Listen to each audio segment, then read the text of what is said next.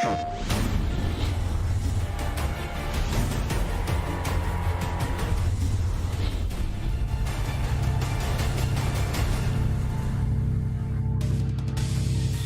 welcome everybody to the PS4 Tournaments Open Series. We're doing more MK11 action, but this time we're on the North American side of things. Joining me is the wonderful Evan Hashimoto, Wonder Chef. How you doing, man? Hey, I'm doing pretty good. Europe was one heck of a ride today, and it's definitely setting up a really cool storyline, but I'm really excited to continue the storyline today from what North America set up just a few days ago. Yeah, I mean, the storylines have been like crazy throughout the Open Series, but you know, one important thing about storylines is you can set up your own storyline if you're able to join the pro competition that we have here at the PS4 tournaments along with NetherRealm. And you know, go ahead and check out this video to show you guys how you can set that storyline.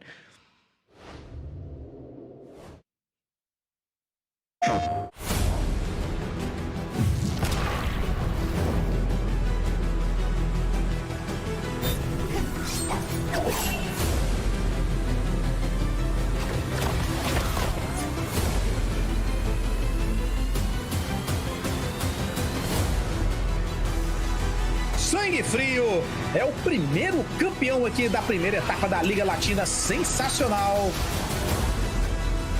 Look at this damage. Very doable!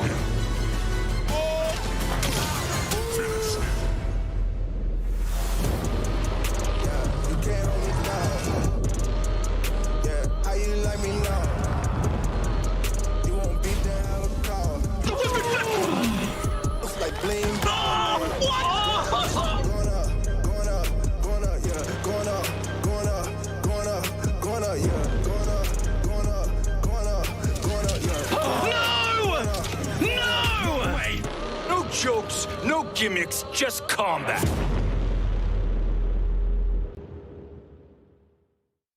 PlayStation. And of course, one of the events in that video that you just saw was the Mortal Kombat 11 Pro competition running from December of last year to May of this year. It is 3 different leagues, one from each region: North America, Intercontinental Combat, and Liga Latina. Each of those split into sub-regions for a total of $60,000, and you can still sign up. They're only about halfway done. Of course, it's compete.playstation.com where you can sign up for that. Or, of course, what we're doing right now, which is the Open Series. And of course, we're here at the monthly final. Yeah, the Open Series has been going in week out, month in, all the time, never stopping, basically. It's really commendable, too, because there have been a number of players who have been here every single time. The only time is just like, hey, you know, I got to work that day or something like that, right? Like they're just here, they're ready to play. And I mean, you can do so too, just like we talked about, compete.playstation.com, your one-stop shop for not just pro competition, but of course the Open Series like you're watching here on this broadcast. Yeah, and of course, it's never too late to sign up, even though this is maybe, I want to say, just about 10 months in to the run for Open Series. There are still constantly players doing better than we ever thought they would, or showing up for the very first time and doing extremely well, including what happened last week, where actually, for the very first time this year, we had a completely new winner. Now, there's only been 5 people in total now that I believe have ever won in the North American bracket, and joining that list, becoming number 5, was El Kukui, who had an incredible showing, bringing out the Cetrion, and really showing that he's dedicating himself to at least having a pseudo main, which is a lot better than before. Going up against Illuminati, who, you know, also brought out a surprise, bringing out the Garrus for really the first time competitively, showing that it is absolutely a threat alongside his classic Kung Lao. And really, just everybody in the North American scene is stepping up their game. And I have no idea who's going to win this week. Yeah, last week we had a bit of like a thought process that it would probably be maybe a Tweety or something, but it was not the case. I mean, you guys can take a look specifically at our previous champions, right? There's a big variable amount of champions. You know, obviously the Mighty Unjust being the only repeat, but you know, one of the biggest staples for the Open Series in terms of highest win count, of course, but the others being Elkakoi, Biohazard, and Tweety. So the two people in this bracket right now that have these W's are Elkakoi and Tweety. Yeah, and really, though, it could be a lot of different players. The really one that I want to talk about is Illuminati, who has now been second place 2 weeks in a row and has the potential to absolutely win this. But just going on the bracket, our first match is going to be Elkakoi, of course, the reigning champion, going up against Zintai, the Shang Tsung player. Moving down, Perfect Shinny, another player that I really want to give a huge shout out to, who, although hasn't really made it, you know, into like to the top 3 spot, has been qualifying for 3 weeks straight after their first appearance, which is extremely impressive, and I know they can continue to do better and better, but they're going up against everybody's favorite Honeybee with that super sick, most likely, Devora. And then, of course, going down, it's going to be Illuminati, who I just spoke about, going up against Tweety, both with absolutely the power to win today, and it would surprise nobody if either did. And the fourth match of the day, which I'm pretty excited about because I don't know anything about either of these players, Monkey taking on Puma 321 in the Battle of the Animals. Yeah, we talked about it just a bit ago. Anybody can enter these events, and anybody can make it so long as they bring that skill and ability, they practice up, and Monkey and Puma are the two new faces in a bracket that we normally don't get to see a ton of new faces. So, I mean, hey, that could be you next time. Yeah, but just as a reminder, of course, this is the monthly final. So first of all, there is more money on the line. It's the one on the right over here, 400 for first, 300 for second, 200 for third, and $100 for fourth. But also, all of these players that are in this top 8 bracket have made it all the way through a top 64 bracket. So even though it is those 2 players' first appearance, as far as I know, on the Open Series, of course, this is run many a week so far, 5 times a month for the past like 10 months. So there have been a lot of events. So if they were here before, my apologies, but definitely the first time that I've seen either of them, and it's already quite an accomplishment that they've made it here, and they've already proven quite a lot by making it just into this top 8 bracket. It's not an easy path just to get to that point, because you do have to fight just before getting there, right? It's a trek for sure. Our first match, though, is going to be the previous champion versus Zintai, right? Elkakoi coming up, and I got to assume has like super high morale. Hopefully, I'm just saying hopefully, because we'll see when he picks his variation. He's not specifically talking down to himself, saying that he's an off-brand Mighty Unjust. Well, we already decided last week that, or just 3 days ago, that Mighty Unjust needs to switch his to off-brand Elkakoi, since Elkakoi was the winner. But Elkakoi, of course, the twin brother. We had twin brothers in the previous tournament in EU. And now we have only one set, as the Mighty Unjust is not here currently. But Elkakoi has just a gigantic cast of characters for anybody who's not familiar with him. However, has recently started to commit a little bit more to the Cetrion, but also has a counterpick, usually Shang Tsung. However, his opponent is Zintai, who is a Shang Tsung specialist. And so last week, I keep saying last week, but technically it was only 3 days ago, we saw a lot of repeat matchups. And one of the reasons was that both of these players use Shang Tsung in a lot of matchups. Zintai in all of them, and for Elkakoi mostly as a counter pick. So they both know how the character works. I don't expect to see the mirror. However, the fact that Elkakoi himself plays Shang Tsung so often, and the exact same variation that Zintai usually does, makes me think that he's gonna at least understand how to fight against it a little bit better than usual.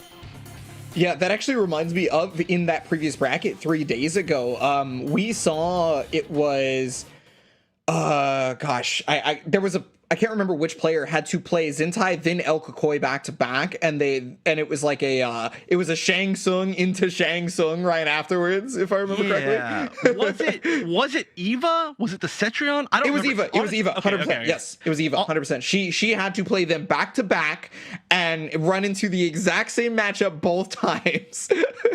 Yeah, full honesty, the last bracket was a bunch of repeat matchups in a row. There was a bunch of Cetrions and a bunch of Shang Tsung, so my mind is completely melted on that. So if I say anything wrong about that previous tournament, then apologies to anybody who was watching. Also, big apologies. I forgot Asuna's name last time because my mind was so just like, I mean, you can only watch so many like super projectile wars in one tournament before your mind just decides to just turn into like a puddle of mush. So apologies to Asuna. I was talking about players that were newer and did really well when they showed up. But anyway, that's neither here nor there because, like you said, we're looking at our first match of the day.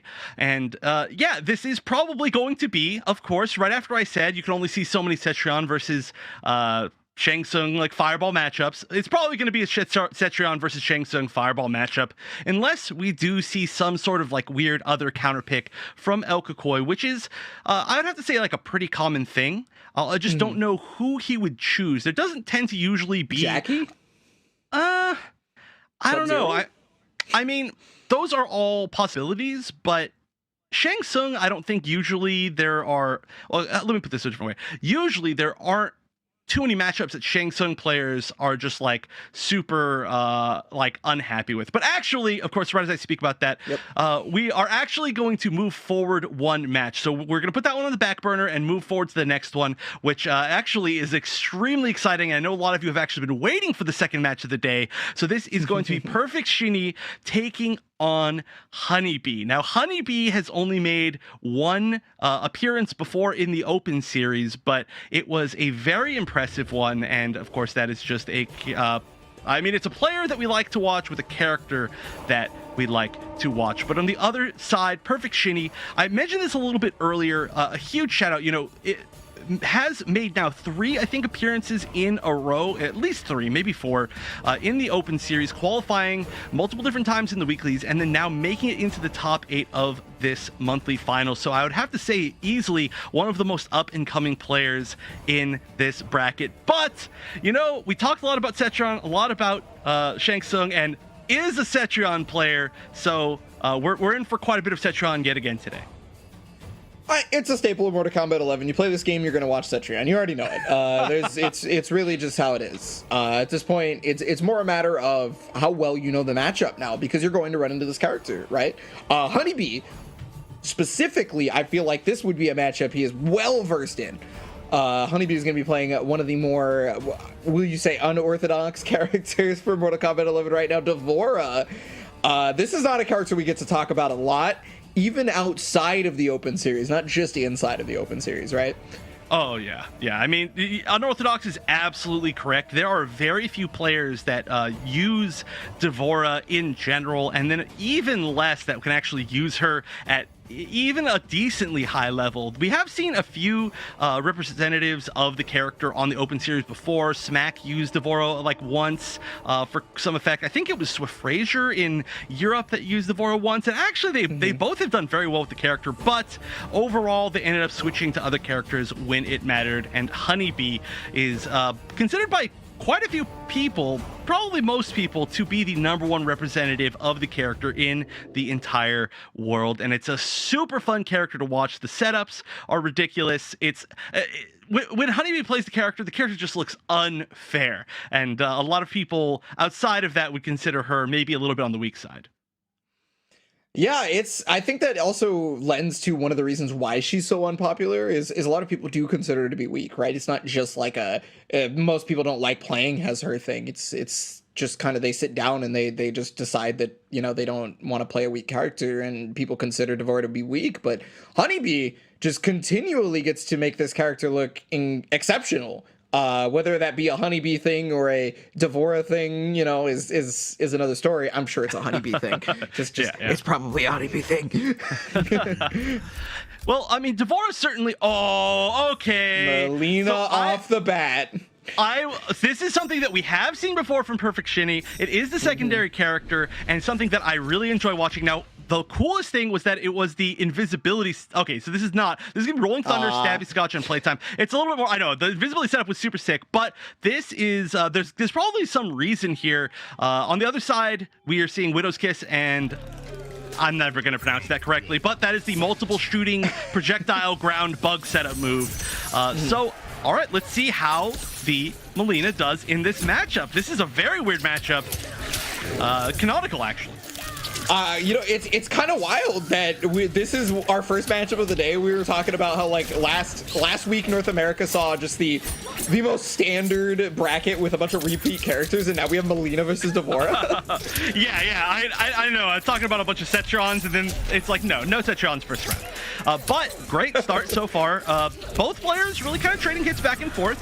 One big issue for Melina that has been known for quite a bit of time is that she doesn't do a lot of damage before she allows a breakaway. So she really needs to open you up twice to get a lot of her damage going. That's what we do tend to see, like the command grab, so she can try to mix you up in certain ways that don't require necessarily launching. But you can see how that lack of damage matters in this matchup, as it's starting to kind of be a one-sided matchup for Honeybee. However, the chance is still there.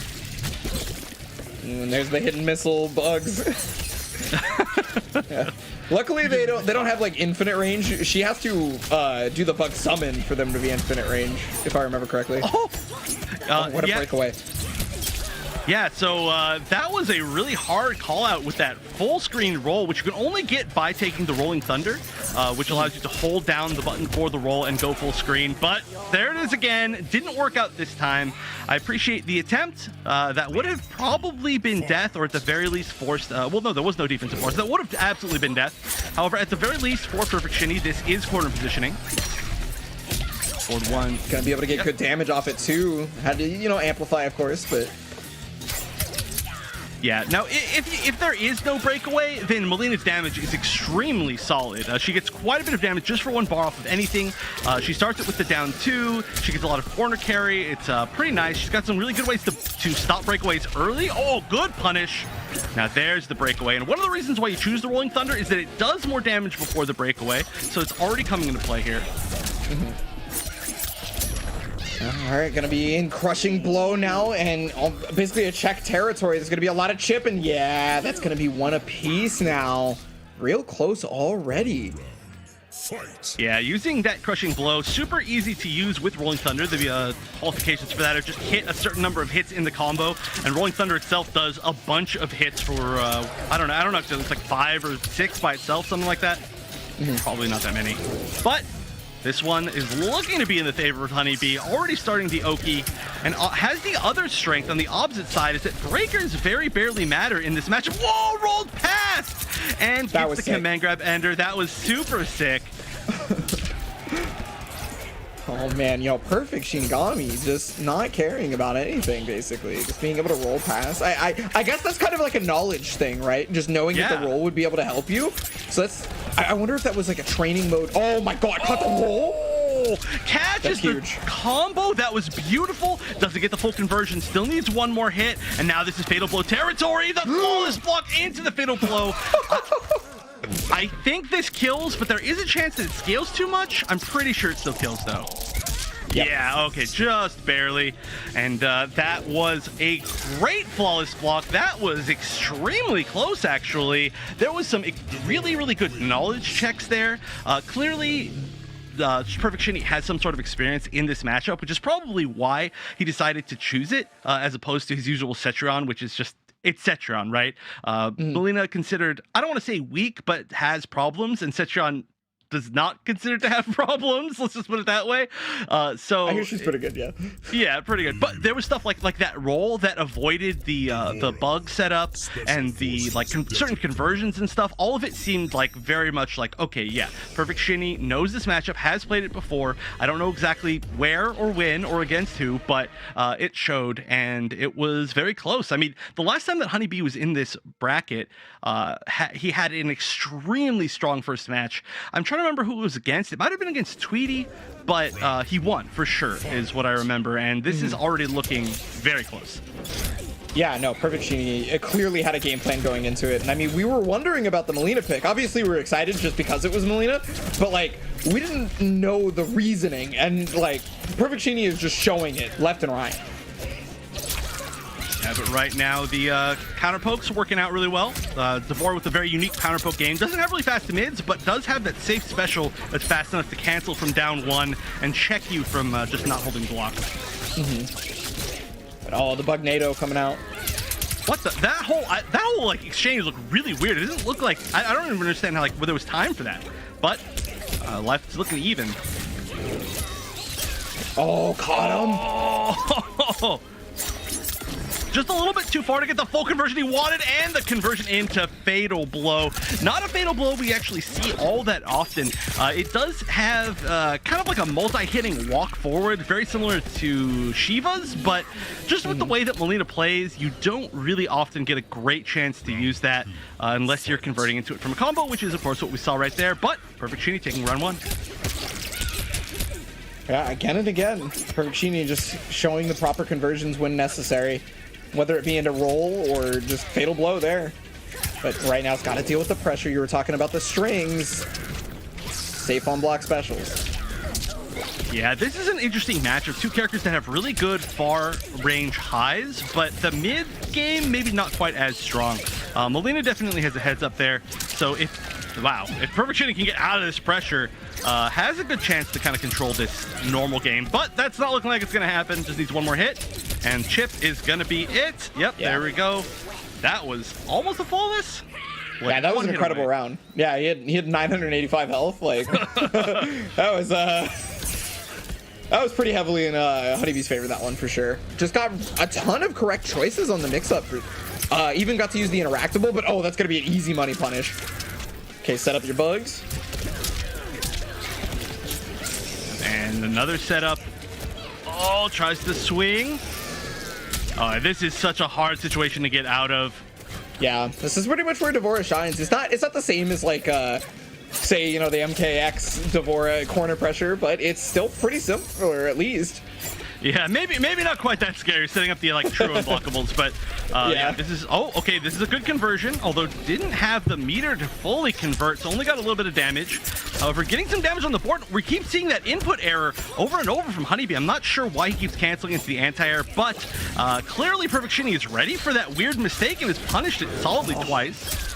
You know, talk about being ready for a mistake right there. Just checked the down two with the bug, and then was able to get a full jump-in combo on it.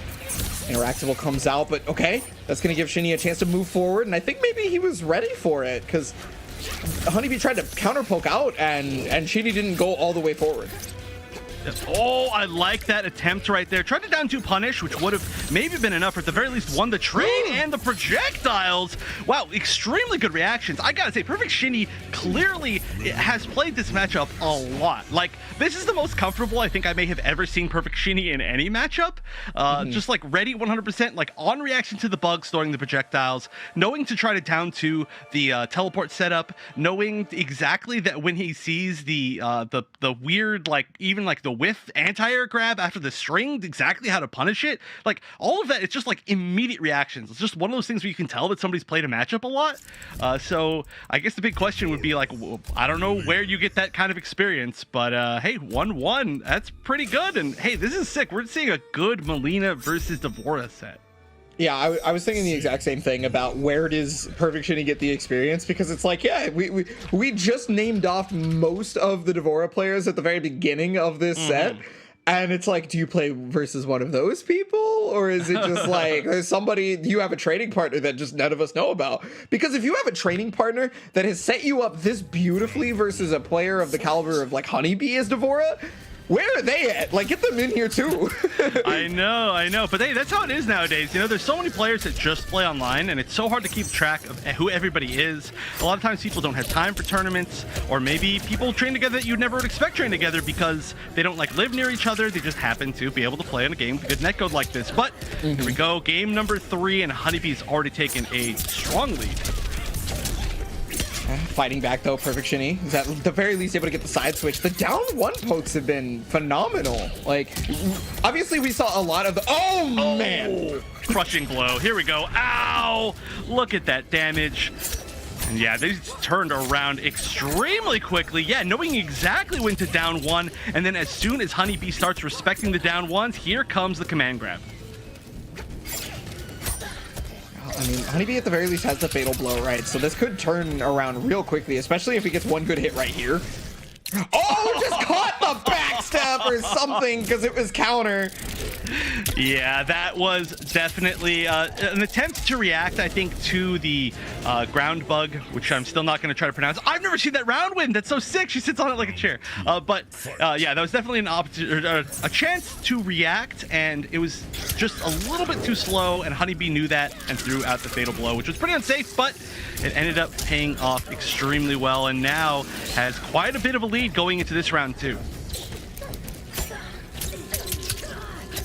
Oh, another hit. Here's that corner situation too. So already got the bug set up, but yeah, recognize that it was not plus, so just kind of pokes out. But Honeybee right back into it, regardless of being able to poke out. Wow. The corner switch is such a strong portion of that, of taking the roll. Yeah, it's, I mean, especially in this matchup, the corner matters a lot. We watched a lot of matchups in EU where the corner, like, almost literally didn't matter because somebody was going to get out no matter what. But this is definitely not one of those matchups, not one of these teleport characters. Disrespecting the bug perfectly. You can just tell how much experience, again, Perfect Shinny has, just knowing when you can disrespect the bug and when it's going to really matter or not. Like right there, knowing he's too far. Oh, okay. Needs one more hit. No fatal blow, so the comeback won't be as easy. Needs to actually land a full hit on Honeybee's side. Yeah, it's a real precarious situation right now because one hit is pretty much death for either person. And then, like, Honeybee is currently getting ready to be in chip range, and oh, just caught him on the jump. So much patience from both players in that situation. Then finally, the back 1-1 comes out. Oh, there's that flawless block again. You know, the first flawless block that he pulled out in game 1 was like absurdly good, and then that one just comes out too. Yeah, I mean, knowing how to flawless block jump ins is going to be so important in this game, but it's interesting that it's been such a rare thing for Honeybee. It's just only when it's totally necessary, but pulls it out right at the perfect moments. Now he's got a lead again, but these leads do tend to disappear. Yeah, we've noticed that multiple times at this point, and this is one of those situations where it could disappear. Gets the corner back. Ooh, didn't go into projectiles right there. Typically, you tend to see Molina's go for amplified projectile in that situation, just because it does make it safe and gets a lot of free chip. But now this is tough. Perfect Shinny's gonna have to make a really good comeback and anti-air. Oh, that's not enough yet, but the chip is gonna be it. Gets rid of both hits of last breath and the little bug on the face. That seemed like a guaranteed chip setup. Maybe I'm wrong, but that seemed pretty guaranteed. I think it was too, but that is a really weird brutality. I don't understand exactly what's happening there. They're hatching from her body, right? But what are all those little like it's each one hatching? I don't know. But yeah, I think that was pretty much a guaranteed chip setup, especially the fact that whatever string was going to end after the jump in right there was going to end in the Alvaposter charge or whatever it's actually called in this game. And it was going to get a lot of free chip, and last hit was already gone, or last breath was already gone by then. Oh, just hovering over Cetrion, but went back to Molina. Okay. So, I mean, okay, look, it's not like the Molina is doing poorly at all. In fact, the Molina is doing great. Yeah. I mean, I actually really like this choice to stick with Molina. Again, it seems like Perfect Shinny has a lot of experience in this matchup in particular, and it's been close matchups. It's just, I mean, when Devora gets going, it's actually terrifying for any character in the game. The big thing is, can she get going or not? So, you know, if just control's held a little bit more by Perfect Shinny, I think this is absolutely possible. I say, as he loses control immediately. It happens. This is fighting games. Yeah, and Honeybee, of course, one of the most celebrated players in the entire NetherRealm scene for years, for many games. But here we go, a chance to even up the damage, and does more than that.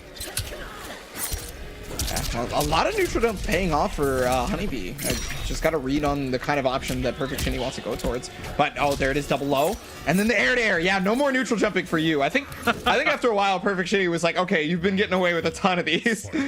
Yeah, I mean, neutral jump is a really good option for D'Vorah. Of course, just the fact that she has that super far-reaching neutral jump 1. Oh, but you know what? It does have a hurt box, and we just got shown that by Perfect Shinny down 2ing it again, showing the expertise in the matchup. Yeah, each new thing that Perfect Shinny shows about like understanding this matchup is just crazy. But they're beautiful down 2. And there's the safe. Yep, there's the amplified, and it does just a lot of chip. It's really nice. It auto spaces, and oh, again, it's always on the crossover jump kicks, or even just crossover jumps in general. Oh, lands the overhead, but then gets the restand technically. Oh, and the conversion, and that should be it. Wow, Perfect Shinny really taking control of the match this set, playing basically the entire game in that right side corner as soon as he got Honeybee there, and we are going to a game 5. Yeah, definitely not how I think a lot of people were looking for this to go. I feel like a lot of people see Honeybee in the bracket, and they're just like, yeah, it's Honeybee. And then Perfect Shiny shows up. Yeah, with Melina nonetheless. So definitely, I mean, I was talking at the very beginning of this match about how Perfect Shinny is like a real, like, I want to say like up and comer, at least in the open series, qualifying just like more and more every single week and doing better every single week. But now, like, taking it this far with Melina against the player of Honeybee's caliber is a really big statement, and a win here would be really gigantic statement. However, not going to be easy, of course. But again, the weird level of matchup experience against D'Vorah that I don't fully understand. Like, it's coming in helpful right now. Like, if Perfect Shinny has some player that they play against that uses D'Vorah all the time, they are like thanking them right now. They are gonna like send them a gift basket and be like, yeah, you made me look so much better on stream. Like, clearly. But there's still one game to go, and it looks like we're starting off with pressure from Honeybee. Turning around, basically just pokes from both. Okay, well, so these leads have been the start for Honeybee a ton. It has happened almost every time. Honeybee gets a lead, and then you just get one proper rolling ball, and things start to go downhill for Honeybee after that. All right. I actually just saw a tweet that Perfect Shinny tweeted at me that says, I'll be playing Melina just for you 23 minutes ago, which I just missed. So thank you. Thank you. But honestly, right now, you're playing for yourself, because this is extremely good. Wow, the standing through going over the down 1. Okay, wow, jumping over the projectile just in time, and yeah, there's that whip punish on the down 1. Just gets the sweep. Okay, big damage here. All right, I guess I should say big damage for Melina.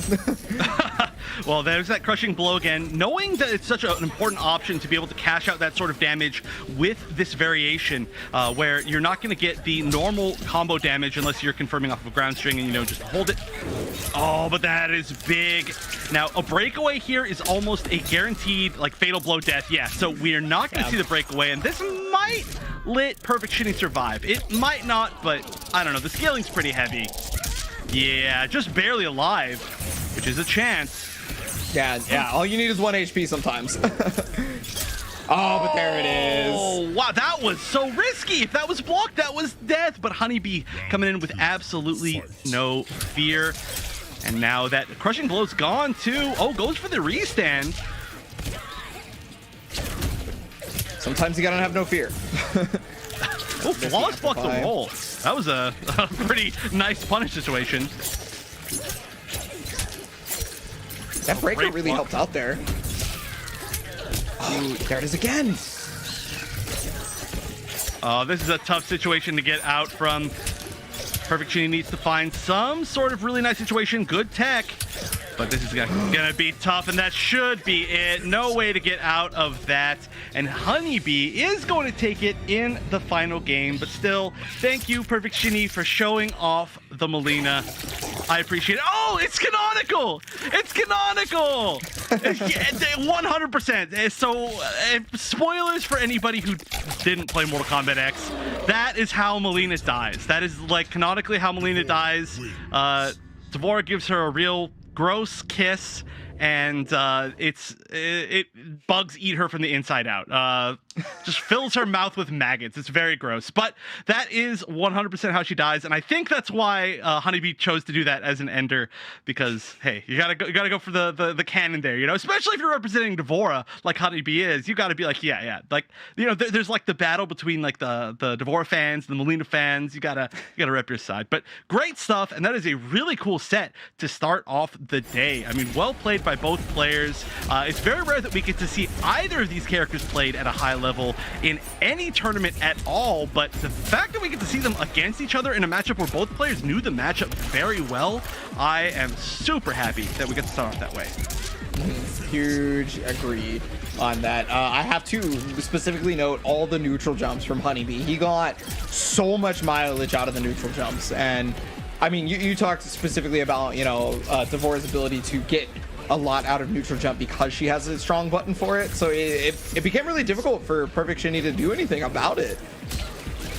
Yeah, especially just the fact that Mileena doesn't really necessarily have anything that reaches that particular angle. Could try to forward one, did down to it, or air to air it a few times, but it's a tough thing for pretty much anybody to deal with. D'Vorah, just in general, one of the best jumping characters in the game. But overall, that was just a really nice back and forth of tools, and that means that Honeybee is set up as our first player to advance today. Of course, we had to skip to that second match, but we will be returning now for our second match to the first match, and that's not confusing at all. But that means we're going back to El Kukui and Zintai, and we did talk quite a bit about El Kukui and Zintai, and we will probably be seeing not as rare of a match as we just saw. I mean, I think it's pretty much literally impossible to get as rare of a match as we just saw. The Finding unicorns. Pretty much. I mean, rare than that. I'm trying to think. I think the only player that has used Mileena this year in the Open Series, or probably even months before that, has been Perfect Shinny, and the only one to use D'Vorah this year has definitely been Honeybee. So really, it's just going to be those. Yeah, I got a note that Tweety may have used Mileena at one point, which might be correct, but I think it was just one singular game. But regardless, the only person to win any matches has been Perfect Shinny, and yeah, that was pretty cool. But now, like I said, much more common characters. Cetrion will be the pick from El Kukui. Like I said, he has been really committing to that character. And on the other side, Zintai, to nobody's surprise, is going to be playing Shang Tsung, known as one of the Shang Tsungs of North America. Yeah, and this is about the matchup that we expected. The only question that we had was if El Kukui would actually go to Cetrion or not, and he did. And I mean, hey, this is the character that we were talking about where he just really came into his own. This is the character where we were really certain of his ability playing it, and so Zintai is going to have to face that full power El Kukui. Oh, and already starting off with some really smart tech. So I mentioned earlier that you can use the jump interactables with Scorpion Teleport to blow up gaps in strings, but actually it was used into Hell's Wrath to blow up the gap in Meter Burn, or I guess Amplified Corpse Drop if it had come out. Regardless, it still worked as a punish. That was a really cool choice. Ooh, I like that. Zintai knew the range that Soul Steal was at, and El Kukui was almost in there, so he was trying to get the Soul Steal on that, but now he is just playing in a minefield, and he has just been unable to navigate it properly. Unfortunately, he is real low on life, yeah, and basically anything was going to do it. Even if it didn't hit, it was all chip. Yeah, it is not the easiest, it's just not the easiest thing to get in on Cetrion, is what I should say, if you're Shang Tsung. Now, if you have the life lead, it's going to be pretty nice. However, of course, Cetrion is still going to have her teleport. She's still going to be able to trade favorably with you in certain zoning situations. So, overall, you really need the life lead as Shang Tsung, and when you lose it, we get situations like that last round. Okay, not going to be able to get the full string after the forward two, but at the very least, he's still got the other air-to-air, but a great get-up roll to get away from the ground eruption, and El Kukui now has mix-up opportunity here. Oh, yeah, and that was a very quick game, 2 quick rounds, just immediately. I mean, even for a zoning game, I mean, I guess it does tend to happen when you have 2 zoners like that, where it's not like one person is going to be sitting and blocking and waiting and then moving and then sitting and walking and, you know, just like this patient game. It's like both of them are just making reads with projectiles from full screen constantly. So somebody's going to get hit in almost every situation, because that was like faster than most of the rushdown matches that we've had. Yeah, that was super quick. And I mean, like, despite the fact that Shang Tsung has ground eruption, one of the, I would say, like, better projectiles for counter zoning, if you think about it, it was not exactly super effective there. It came up one time that allowed for Zentai to get a combo, and unfortunately it was a bit higher, and he went for like the forward 2 string, which didn't fully combo. So yeah, it's I mean, it is a great counter zoning tool in general. It's one of the best, but Cetron is still Cetron, right? I mean, you know, you throw that out and you trade with the Boulder, and it's still an unfavorable trade. Or you see the thing like the Hellfire or the Hell Wrath punish, and yeah, there's just like a bunch of different answers that we can see. It's not the best tool in the game against Cetron. Let's just put it that way. No, I'm in agreement here for sure. Using the full string. Yeah, right now, no zoning available. It's just going to be this rushdown. Of course, both these characters flexible enough to be able to do pretty much anything that you want to in this game. They can play a lot of different styles. Right now, we're going back to, as I called it last broadcast, the Johnny Cage style Cetron. Also, I just noticed that Zentai has Ermac Limp now. I don't know if that was the change for this game, because I don't believe he had it last one. Yeah, I think he went with his normal ground eruption variation, but this one, it does mean that he's going to be playing a lot more aggressive. I think he's decided that he's probably not going to be winning the zoning game, and so is just going to try to win the up close game, which unfortunately is not necessarily working out for him either. Yeah, it feels like El Cacoy just pretty much has all the right decisions on being able to fight up close. But, oh, I wonder if that's one of the reasons why Ermac Lift is there, to challenge the natural barrier. Because if he gets animation, he can amplify and get a full combo. Yeah, I mean, it's just a really good tool in general against Cetrion. Oftentimes you can use it to punish like badly placed Hell's Raz, or like you said, the barrier, or just the fact that you can convert off of so many different things, or you can just even like throw it out from max range, and Cetrion doesn't have a super good way to punish it all the time. So I mean, I guess really what I'm getting at is that Ermac Lift is a really good move. It's a really good move. Yeah, it's super active, and if the opponent tries to jump, you can actually catch them when they're jumping. Yep. Classic Ermac Lift. But here we go. Chance for corner pressure for Zentai, but El Cacoy with the roll, showing how important of a tool that is. However, Zentai not going to be allowing that corner positioning for long and staying out of range of the forward roll so that it doesn't side switch. Very smart. The cancel, unfortunately, is not going to give Zentai enough of a mix-up, and El Cacoy is going to take that as far as he possibly can with this fatal blow. Yeah, this is going to be maximum damage, and on top of that, it does set up a zoning situation. Like, a lot of characters don't get any Oki off their Fatal Blow, but Cetron gets zoning Oki off her Fatal Blow, so it's really a positive thing. Yeah, and oh, there's the cancel right there. Super good from El Cacoy, because he recognized that, hey, you think I'm going to go for just the second Earthquake to chip you out, and you might try to jump or something. Yeah, or maybe even just like thinking, oh, now I see the cancel, now I can move, but it all just happens so fast. And so El Cacoy going up 2-0 very quickly. You said at the start of today that El Cacoy's probably feeling pretty good about himself after his performance in the last tournament, and I think that is absolutely true. Yeah, I mean, I would too, but just the way that he's playing, it looks like he's just starting off with momentum, which is a really nice thing. And, you know, the winner of this does move on to fight against Honeybee, so whoever wins this is going to need a lot of momentum to try to make it past that into the upper bracket finals. But right now, it's looking like El Cacoy. I think Zentai needs to find some sort of answer. Is looking back at, I mean, going over some other characters, but I don't know if I've ever necessarily seen Zentai play anybody else. So yeah, going back to the Shang Tsung. In the survey we have, he specifically has not applicable for an alternative character. Like, it is not applicable. He does not have another character, according to himself. So yeah, like I said, I don't think I've ever seen it. I think it's just one of those players who will just stick with one character. But hey, Shang Tsung's one of the characters who is good enough to absolutely solo main. Super flexible. Like I said, Cetron and Shang Tsung in their own ways are very, very similar. The only difference is that maybe you need to learn two different variations of Shang. You know, have the Ermac Lift variation and have the ground eruption variation. Cetron, you pretty much just need one variation. It's a pretty good variation. I'm not gonna lie. Oh, what a confirm. Nice. Gonna get the slide knocked down. Oh, again? Oh.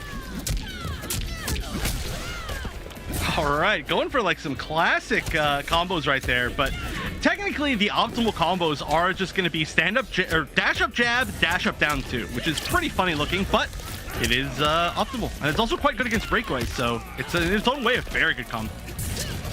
Unfortunately for Zintai, El Kakoi was ready for the cancel that time and was able to get a free punish on it. And now he's just trying to down one to be able to catch him. El Kakoi has just been so slippery this entire time. Yeah, his Citron is honestly looking better and better every single week, but here we go. Great crushing blow, and avoiding that chip is going to be extremely hard. There is, of course, the scare of teleport. Great tech, though, and was ready for the teleport, but didn't really punish it or anything. However, just the patience is going to pay off, and Zintai is going to put himself on the board for 1 round. Round 2.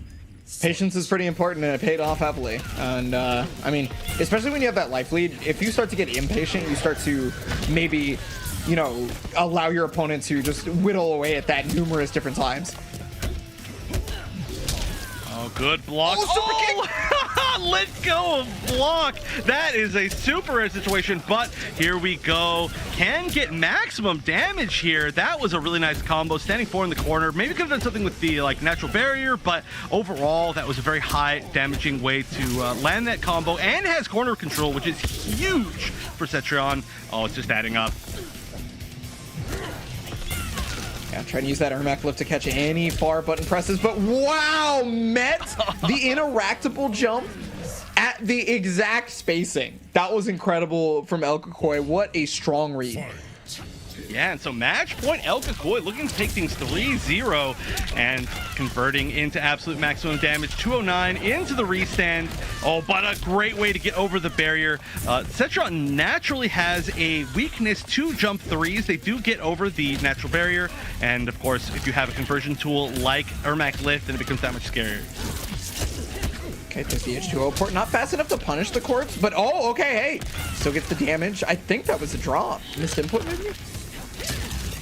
Yeah, I think it was just maybe, I don't know. It was definitely a drop, though. I agree. But the zoning is happening again. Oh, yeah, I like this. Using the space. Was playing pretty aggressive, but El Kakoi kind of realizing, like, wait a minute. This isn't even zoning, Shang. What am I doing? I'm playing Citron. Hey, you know, for the longest amount of time, though, it's been all up aggressive and up close. So I can't blame El Kakoi for even forgetting about wanting to zone. Yeah, I know. I mean, and being able to control that corner was so strong, but I think this is going to be it. Oh, no, 2%. Oh, the roll. Let's unblock. No. Oh, gonna jungle off that into the win. Still has a chance here. Oh! The down 4 trade or some sort of low trade from both, and that is going to put Zintai at 2-1, or I should say 1-2 technically if we're saying Zintai. But finally getting a game on board is what I'm trying to say, and that was looking better. I mean, the first 2 matches were very one-sided in my opinion towards El Kakoi, but you know, Zintai's found it. I think a lot of the jump 3s were working really well. Changing to the lift really kind of accentuates that play style, and he showed off exactly why. And just the moments that he was choosing were paying off really, really well. So we'll see if El Kakoi makes an adaptation, or if Zintai can take it to game 5. He did go back to... I was wondering, but hold on. It hasn't been locked in yet. Okay. All right. So it is the mirror. I got to check the variations to see if they're both playing the same one or not. I assume Zintai is back on the still on the Ermac lift super kick, right? So yeah, okay, yeah, definitely has to be. So yeah, Shake. super kick and shake. And then on the other side, we are going to see shake and ground eruption, which is the normal variation that we usually see from Zintai, but also the normal variation that we see from El Kakoi. So El Kakoi is just going the classic and is going to have the advantage in the zoning matchup here, technically. But when they're that far away, where all of their projectiles are going to miss each other, except for basically just corpse drop, then it really doesn't matter what variation you use. Oh, the backwards get up roll is unfortunately for Zintai not fully covered like he was attempting. And there's the shake. Yeah, I was wondering when that was finally going to come into play, because it seemed like there were so many projectiles being tossed that the shake had to have been coming in for one of the two, right? Yeah, well, I mean, of course, one big There it thing. Well, is. there we go. There's the second shake, one from each so far. But, of course, the fear of the corpse drop is a big deal while we don't see the shake. Like I said, you know, not a projectile. One of the few tools in the game that just completely eliminates that. Oh, yeah, and the soul steal is actually really important in this matchup. You get a damage boost for a while, but you don't ever transform or transform back because, of course, you are Shang. Oh, wait, you do transform. Yeah, I was gonna say, no, he's wearing the same costume. I'm pretty sure he transformed. Yeah, you're right. All right, but that's going to be that. The down 2 is guaranteed right there, even on the breakaway. And so Zintai looking good again. He has the corner control right here. That's going to be a big deal. Oh, wow. Ground eruption just a little bit too far away. It's gonna hit this time, though, and he gets the full conversion. Let's drop. Oh, yeah, the amplified trade. it. I love these exact trades. Ooh, that spacing was a little bit off. Looked like it was going to push him back, but it didn't. You know, it's funny. We always talk about how EU is the land of the Shang Tsung, specifically like Russia, but the last 2 events, we have just seen so much of this character on NA's side. I know, and we've barely seen any of it in Europe at all, which is really weird. It's just somehow the meta has changed. No, it's because of these 2 players in particular. They're literally the only ones that we've seen, but we've seen them a lot over the past week. Nice conversion. Or 2 fatal blow. And that should be it. Pretty confident in this one. We'll see if I'm wrong. No, that was it for sure. And so El Kukui on match point again. He's got a lot more space to walk back this time too, so we'll see how well he uses it. Oh, weird trade. Looks like that's definitely in the favor of El Kukui. The beginning of Soul Steal doesn't do that much damage. That was a weird looking fireball. Was that because of the trade? I don't know. Nice block on the short hop. Really good there. Try and keep himself safe. No plus frames there, so he tried to jump out, but El Kukui ready on the reaction. Oh yeah, and you can see this damage is adding up so much. Shang gets so much damage even off of the tiniest things, and now he's looking for chip and needs. Oh, that was a big easy opportunity to punish, but he's still gonna get the projectile trade. And so Zintai, despite looking a lot better once he chose the Mac lift, is going to lose to the slowest, I guess, I don't know. What are the twins have a name? Squats. They're squats. They call it like rapid crouching or something like that. I don't know. It's some weird technical name. But regardless, that was like the slowest that I've ever seen anybody do it. That was like chilling, like, okay, yeah. But the Shang Tsung mirror in the end was pretty much a statement, I think, at that point.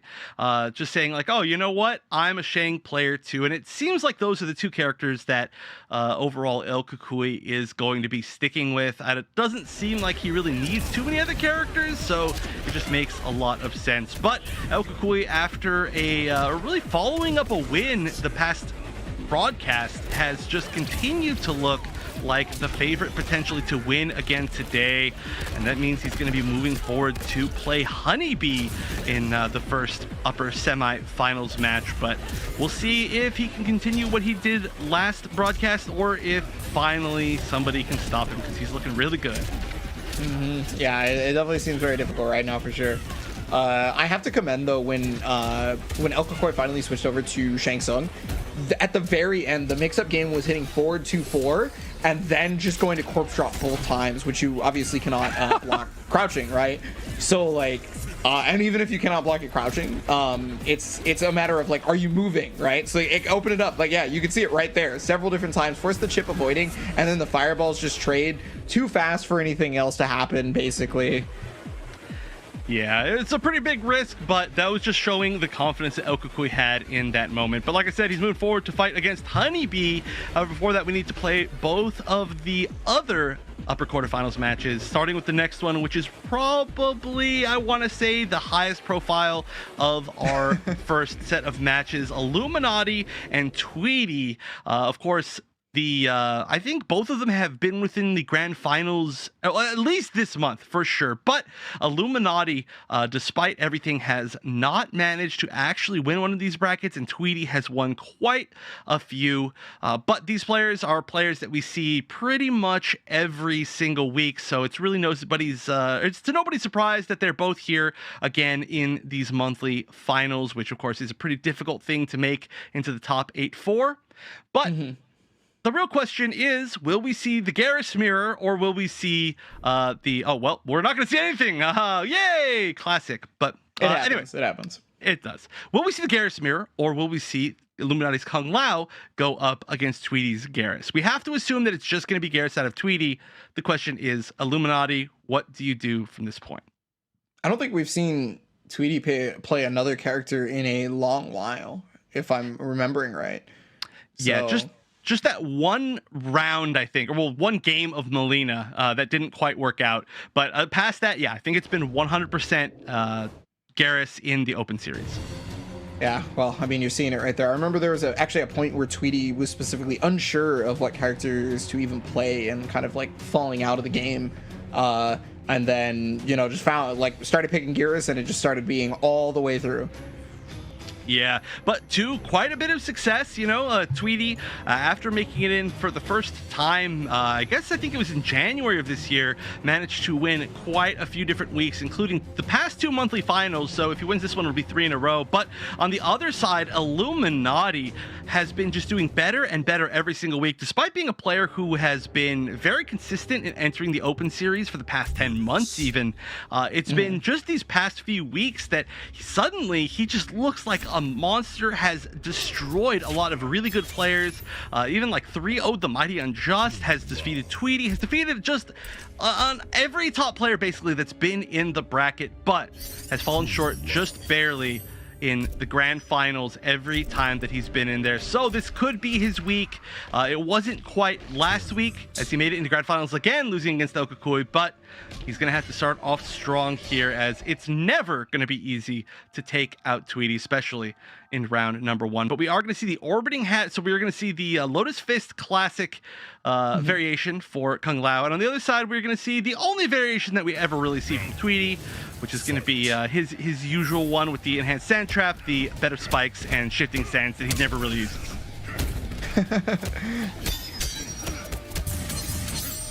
Alright, well, already Illuminati getting out of the Garrus pressure, which is normally something that's incredibly scary to have to deal with, since he can go a number of ways with it.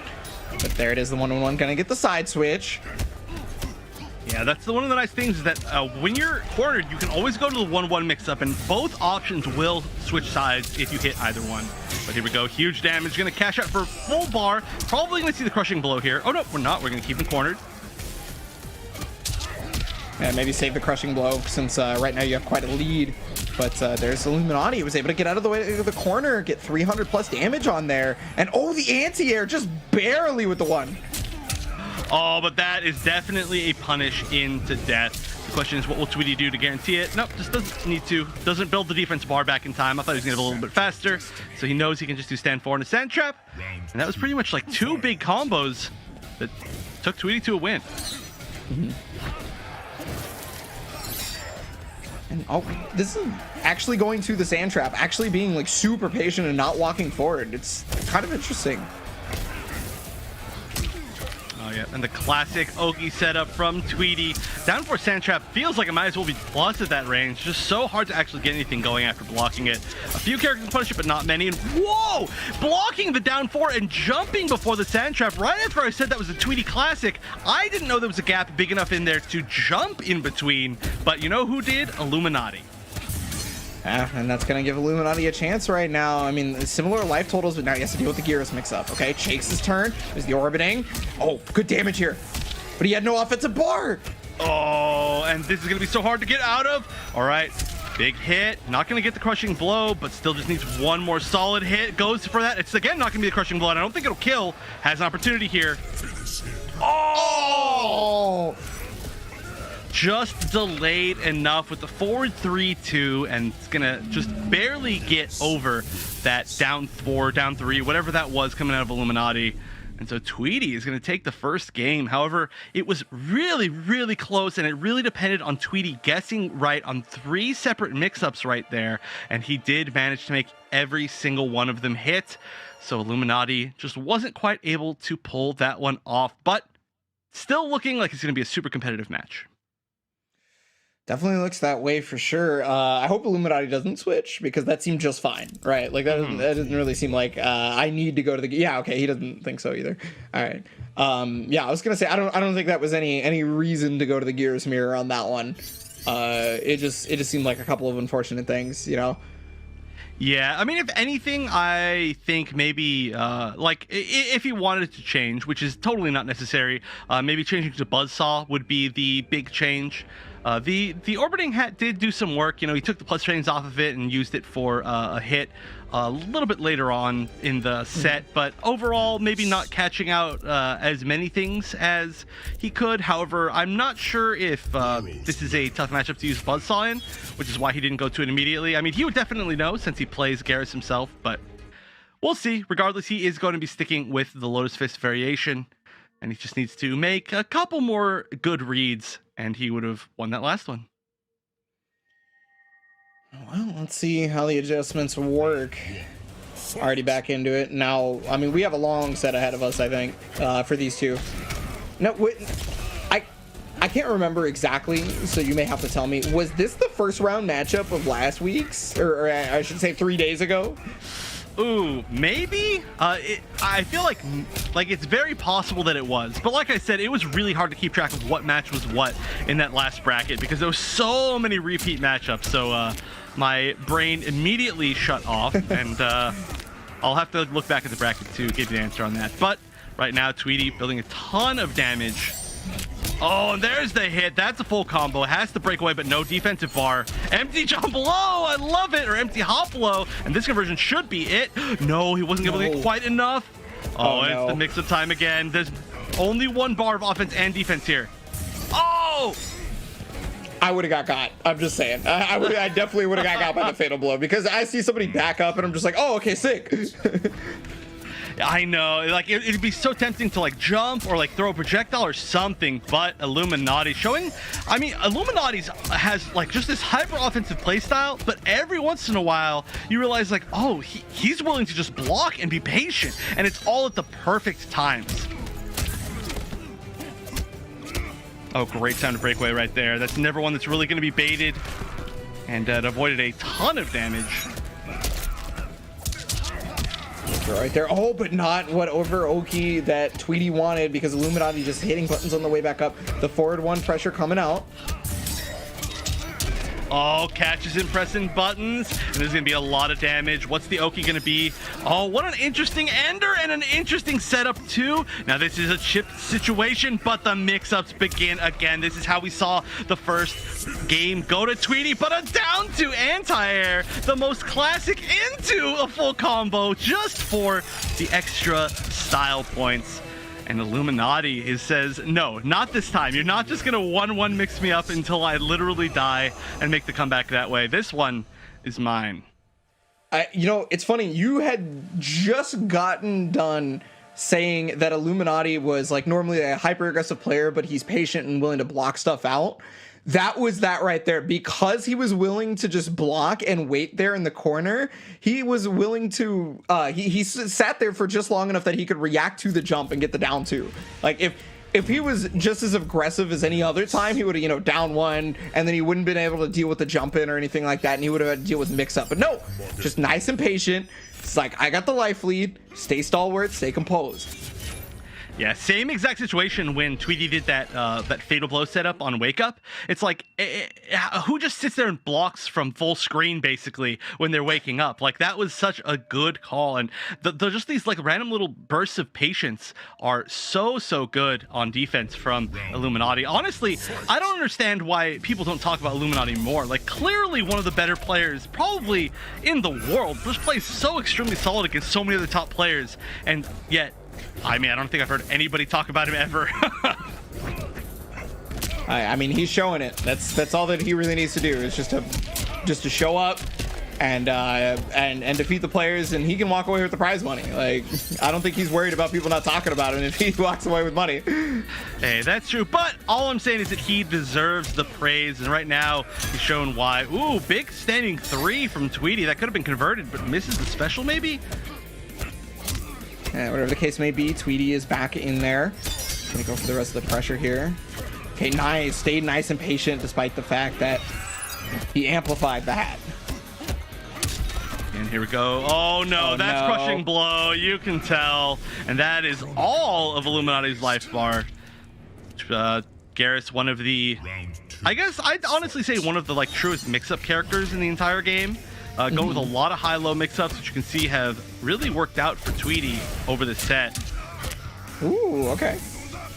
Flawless block punish. Okay, use the amplify here. Get the beta spikes. Easy. Yeah, I was gonna say this Oki off of beta spikes is crazy.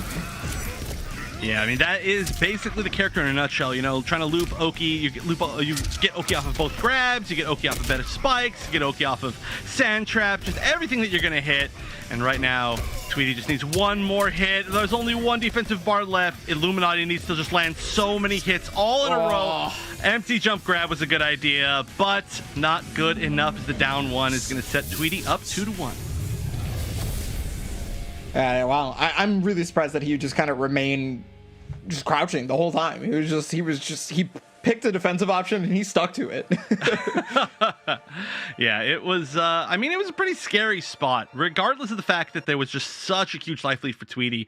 Illuminati has definitely proven that he can make the right reads enough times in a row, especially building enough meter back for the orbiting hat meant that there was going to be like one more really high reward mix-up, just at least at some point in that next string, had he landed at least one more hit. But he didn't, which is really the important thing. And so Tweety going up, like I said, 2-1, and just needs to win one more. But so much of it, I think, has just got to, it's going to come down to whether or not Illuminati guesses right on the 1-1 mix-ups, on the 2-4 mix-ups, as those have been really what's been earning kind of the most damage, I think, in this matchup. Dude, that's so hard, just guessing right on all the 1-1 mix-ups. Like, come on. I know. I never guess right. I have like a 10% correct guess rate on those. It's like worse than if I just held one direction, and I would definitely have a higher success rate than I actually do. I mean, people like to say that, oh, you know, after the nerf, like you can block it, I swear, but it's not the case. I have never seen anybody block it 100% of the time. In fact, I see it get like not blocked more often than I see it blocked. But here we go. Meter starting to build back from Illuminati. He did get a full combo off of using the orbiting hat, so it's definitely worth it. Okay, reversal grab. At least that gets him out of the Oki loop. The set to play. Oh boy, though. Speaking of Oki loop, throw in the corner, and Fatal Blow's available. Yeah, it's a scary situation, but I mean, you have to think about it. It's not just Fatal Blow's available. Fatal Blow's available for both. One incorrect decision. Yo, he has been so clean with those down 2s. That is such a weird, random anti-air choice. But I mean, Kung Lao really not known for having the best anti-airs, so down 2 is your best bet. But he just knows exactly when to be ready for it. I mean, the verticality of his down 2 in particular is just like really strong. Mm-hmm. Yeah, it's true. I mean, it's not really the fastest, and there is a pretty decent hitbox, or like lack of a hitbox behind his head, but when you're sitting at the perfect range and knowing that jump is an option for your opponent, yeah, it's definitely the go-to, and Illuminati showed one. Right now he's showing how to be murdered by Garrus, or Darkseid, really. Ooh. So I mean, he backed up knowing that the Fatal Blow existed, I guess, or at the very least trying to force Tweety to move so that he could easily set up a situation to checkmate him. And look at this patient movement from both players. That is big. Wasted 2 bars just to get sand trapped into the corner. That's a really unfortunate situation. Okay. This is what you got to deal with, though. The pressure after the throw. And there's no pressure, actually. It's just back up. I mean, he's been getting a lot of the sand traps from backing up because he's been goading Illuminati into doing this. But there's the teleport! You forgot about it, didn't you? Well, it's super funny because clearly his plan was to set up the hat and then, or the orbiting hat, then teleport. But he set up the orbiting hat, it went away, and then he just teleported anyway. He's like, yeah, that's fine, whatever. Oh, don't but need gets this. another opening. All right, this is big. This is big. Holding a lot of momentum. He gets a mix up here, but Oh, no. it's not going to matter. No defensive bar. This should be it. Yeah, that is enough, as Tweety will be the one to overcome Illuminati today with a relatively, I was going to say quick 3-1, but honestly, it was not quick at all, especially compared to like our first few sets of the day. That was a pretty well fought one from both sides. But the Garrus is looking a lot more solid today than it has been the previous week. I mean, Tweety, he went, I think, like 0-2 last week, which was a very surprising, or last broadcast, which is very surprising for a lot of people. So we'll see if today is any better for him. And I mean, I guess it already is, but we'll see how he does in the further matchups. Yeah, you have to notice how much damage he got specifically from just walking back and allowing for Illuminati to try to chase him down. It's very reminiscent of what we saw in the EU bracket 3 days ago, actually, because he got a ton of sand trap situations on top of that. Just because Illuminati was originally trying to run as forward as possible to even up the life total, or at the very least get something started because he was so far behind. And Tweety, rather than just like give away his life lead, he picked the right option. He just walked away. He was like, no, you are, it's your game or it's my game to lose, right? So like, if I make a mistake, that's going to be really hard on my mental coming into the next game. And so just may as well back up, may as well just get these beta spikes, may as well just get these sand traps. Yeah, I mean, with the ability to whiff punish with like Sand Trap or with forward 3, or just with so many different options that Garrus has with Fatal Blow, it's always going to be a pretty good call just to move back, play it safe, see what the opponent does. But that sends Tweety forward to the upper semifinals, and now his opponent will be the winner of our interesting mystery match of the day. Yes. Between Monkey and Puma, which again, I'm still going to call it the battle of The are there animals, Pumas in the jungle? I feel like we could go like some sort of jungle fight. I don't know. But regardless, yeah, definitely Battle of the Animals is going to be the easiest one to go to. And I don't really know a lot about either of these players, but I said this before, I'll say it again, I'm sure in the future. That's one of the coolest things about the Open Series by far, is that we see players that they show up, they start doing better and better and better. This is where we learn about people. You know, we see, I mean, I've not seen Illuminati in any other tournaments. I mean, I'm sure there's a good chance that he has been in other tournaments, but personally, I haven't seen him in anything else, except for maybe pro competition. But, you know, it started off here in the Open Series, the first time I see him. Now, he's amazing. We see players like Perfect Shinny, who, showed up, maybe didn't do the best, and then just did better and better and better, and just had an incredible match with Molina against Honeybee. But now we get a chance to see two new players in one single match, and I'm excited because set as his main character, this person's from Compton. How are there two people from SoCal in this bracket that I've never met? But playing set as Jax, so I'm very excited for that because I am always a fan of watching Jax. Yeah, I originally was looking at the Tweety versus Illuminati matchup in the bracket, and then I scrolled down to see these two, and I scrolled down to see the characters that they pick, and my brain immediately shifted over here because Monkey obviously playing Jax, right? 7-0 win ratio, by the way, kind of crazy, but Puma having like 6 different characters, listing Kano, Koldokon, Aaron Black, Cetrion, Terminator, right? Like, well, that's still like a list of characters that all probably want to try and mix you up. But also, just to note, another player from California.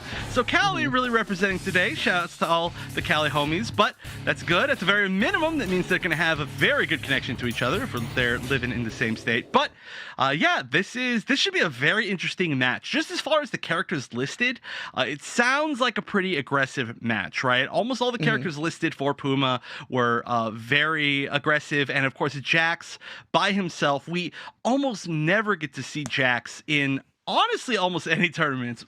But the what was I gonna say? Oh yeah, the Mighty Unjust actually brought out the Jax very recently, just for one match, and we all wanted to see more of the Jax, but unfortunately that was it from him. And so to see somebody who actually mains Jax is going to be pretty exciting, because before that, I think it's probably been, just to like look pretty far back in the past, I don't think I've seen a good Jax player since DreamHack Montreal, which was, I like not last year, but like 2 years ago. So it's been a good amount of time since I've seen a really good Jax player playing, but hopefully we get a really good example of that, as I'm sure we will. Again, just to remind everybody, this is the monthly finals, so the format's a little bit different. For the weekly formats, we have the players play the day before, and then the top 8 players from those brackets play in an 8-man elimination bracket. In the monthly finals, it starts off at top 64 of our best players of the month, and then it cuts down over a single elimination bracket to the top 8. So if they made the top 8, then they're already extremely good, and there's a good reason why both of these players are in here. So I'm excited to see something new, especially from two new California players that I haven't seen before. I'm pretty excited. One thing that excites me about this too is that this event has made up for what happened last NA event, where it was like all the same characters, right? Now we're seeing like these completely different characters at this point. Like we're seeing Jax, we're seeing, well, I guess we got to find out what Puma decides to play, because it could be, I was going to say anything. Yeah, I mean, Terminator is, I said this earlier today, maybe my favorite character to watch in the entire game. But yeah, I mean, we're seeing this is so sick. We're seeing Melina, we're seeing, we're seeing the, this is such a good matchup. I mean, I don't even know what to say about it. But okay, so overall, we've seen Melina, we've seen Devora, we've seen Jax, we've seen Terminator, we've seen Kung Lao, we've seen Garrus, we've seen Shang Tsung, and we've seen Cetrion. So 8 characters in 8 different matches. Perfect. That is exactly how I want to start off today. But this match is going to be a high-flying match. I didn't look to see what their moves were, which was a gigantic mistake. So Monkey specifically has ground pound, the extra string, and oh man, I'm forgetting off the top of my head, unfortunately. I did not get to see what Puma picked, but he is the Model 101. Okay, well, so you can tell he's a Terminator fan. I'm going to say Teleport and Running Man, just because we've already seen those, and so I think it's a pretty safe bet. But aside from that, I don't know, and we'll see. But yeah, Jax on the other hand, okay, yeah, the zoning is going to be tough. Jax can actually zone pretty well. Okay, so that's I'll be backbreaker, I think. I believe that's it. It's really hard to actually differentiate for me between the command grabs, but I believe that's what it's going to be. Oh, another one! Ow! Yeah, Terminator has one of the better standing ones for anti-air in the game. It's also attributed to his height, not just the hitbox, so it's a big help. Yeah, Terminator has like 4 of the best anti-airs in the game for whatever reason, so he needs them. I mean, hey, if you're a grappler and you want to make people jump, you better have good anti-airs to stop them from jumping, is all I'm going to say. But right now, it doesn't matter because he needs to get out of this pressure, and a reversal command grab is a really good way to do it. Yeah, I mean, it's pretty rare that a lot of fighting game grapplers actually have a command grab that put the opponent back into the corner. It's probably something people try to stay away from when they design things, but Terminator, he's got it. Oh, this goes for the Running Man. All right, no amplify. It almost is like more of a mix-up when you don't go for the amplify because you're waiting for it, and then he gets back up, and suddenly you're like recovered, and you're like, wait a minute. Oh, but here we go. Crushing blow. Yeah, you need to let a certain amount, and it's going to get the sick teleport combo alongside it. And this damage is adding up so quickly. No. You can see how pressure-oriented this matchup is. This was domination round 1 from Puma, domination round 2 from Monkey, and domination round 3 from Puma again. Yes, finishing him with the best normal in the game, maybe the best normal of all fighting games, the down 3. And that matchup went exactly like I was hoping it was going to go between 2 super offensive characters. I'm super happy that this is the matchup we get. I'm really happy to see Jax. Obviously, Puma kind of ran away with that last round, but 3 out of 5 for a reason. We're gonna get more of this. And this is I want this to be a long haul for the sole purpose of just getting to see these two show their stuff, honestly, because we've already talked about how you don't know these players very well, right? And me being a newcomer in the first place, everything is a new cool learning experience for me. So like it's super sick just to get the chance to see Jax, like, at all. I know. It's a character that, I mean, honestly got quite a bit from Ultimate, just in the fact that a lot of Jax's variations had at least one move that you didn't want to put together. Oh, but hey, you know what? The Jax immediately disappearing, trying to match mix with mix, fight fire with fire, fight mix with mix. But That's not going Fire to be with the ice. easiest thing still. Yeah, that works, I guess, technically. But yeah, still not going to be super easy. We're going to see Deep Freeze and Creeping Ice, the classic Sub-Zero Pretty variation standard. that we see post-Ultimate. And honestly, I don't think the last set went quite as bad as maybe he was feeling. As soon as, whoever got the first piece of momentum just ran away with the set because that's how it's going to work with two super aggressive characters. And it'll probably be the same thing here, so I'd have to say early advantage probably to, well, I was going to say Monkey, but he did drop the first combo, so that's a big unfortunate.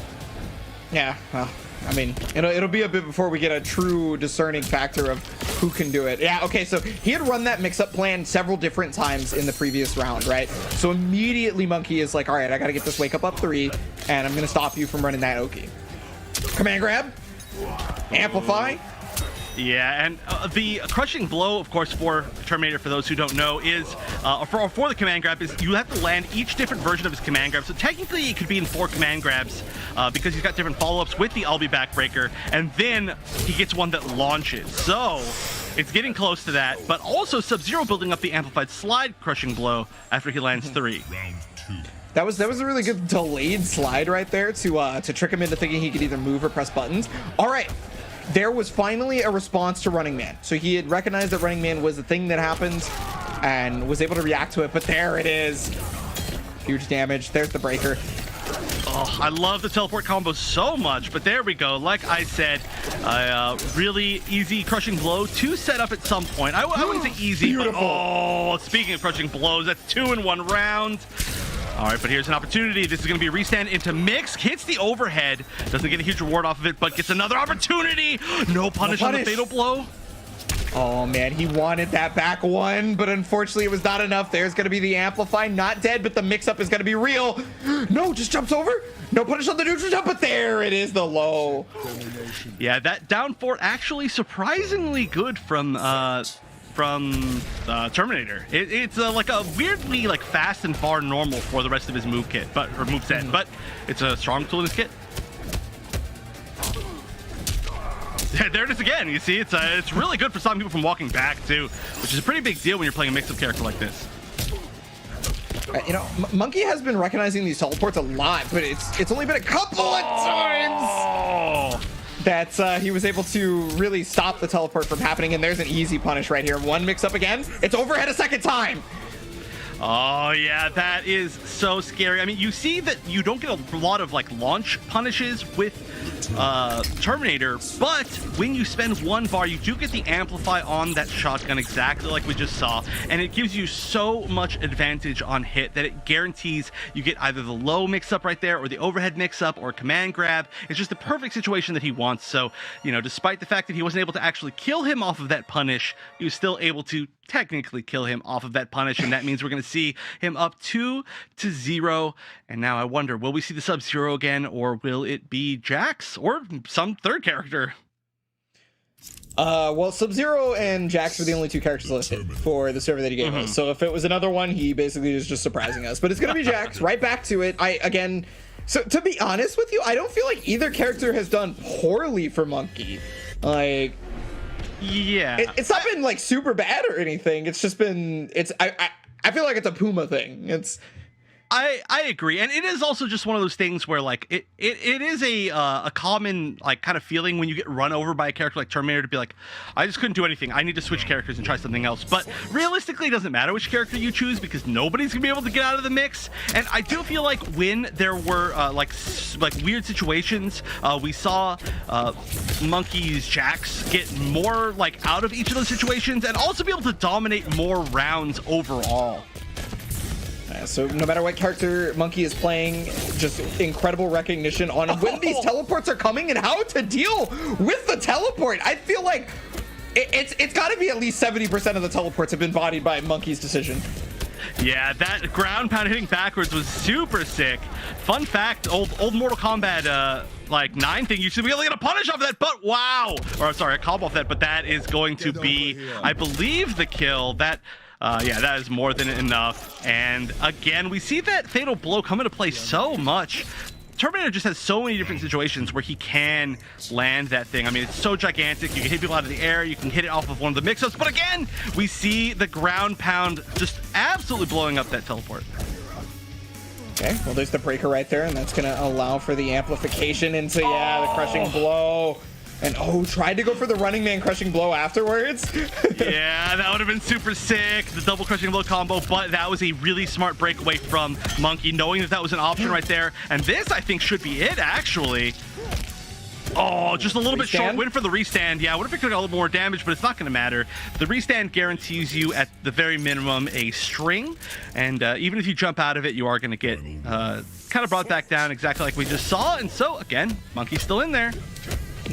Yeah, unfortunately loses the heat levels because of the between rounds, but you know, gotta build him back. Already a backbreaker here.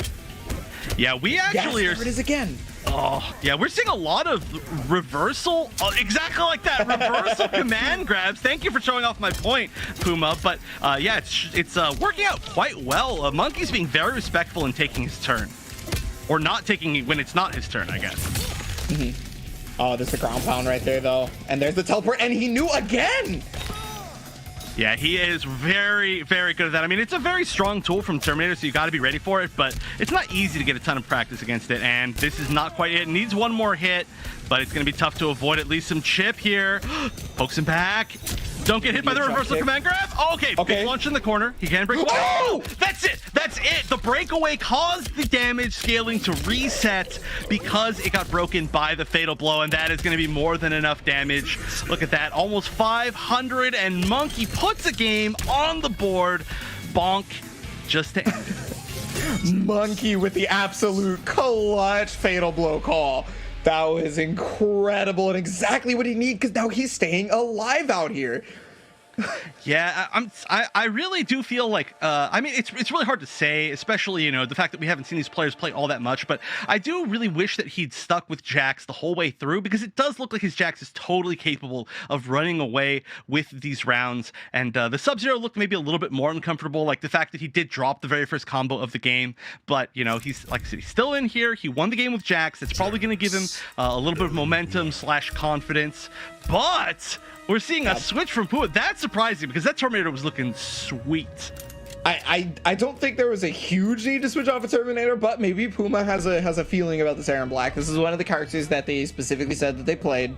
So, you know, I don't want to knock it, because there could be just some level of preparation here that I'm unaware of. You know, maybe they run into this Jax sometimes and pick Aaron for that reason. Yeah, it's possible. I think what they really want to do is just show us a lot of weird, unusual characters all in a row in one set. You know, earlier today I was like, oh, we saw 8 characters in 8, you know, from 8 players, and so they increased that to 10 from 8 players, which is nice of them, including some weird characters like Aaron Black. You know, so we are. Oh. Okay, we're seeing the command grab variation from, well, I guess I shouldn't say variation, but we're seeing the command grab as a custom move from this Aaron Black, alongside the scud shot to get rid of the zoning and the amp lock and loaded, which is going to allow for some combos. But the double four, just to start it off, that is a rude way to start off a game. Yeah, this is all zoning all day now. He's using a ton of his bullets for that. He's already down to 2 for the rest of the game. Well, I mean, that does mean he's that much closer to setting up the crushing blow if he wants it, which at this point he's probably going to use in the next game, as, yeah, just setting up the acid there was going to be so tough to deal with. Wow. He does get a flawless, and that means that also 0 bullets. The next conversion he gets, he is going to get a crushing blow launcher. Well, he's got to be ready for it to convert as well. Okay, right here's a chance. It just goes for damage. I like the decision though, because now the crushing blow launcher could probably kill depending on what the hit is. Oh, look at that, 250 damage. Command grab in the puddle just slightly. His toes were melting off of that one, and now he just needs one more solid hit. He has made every right decision in this matchup.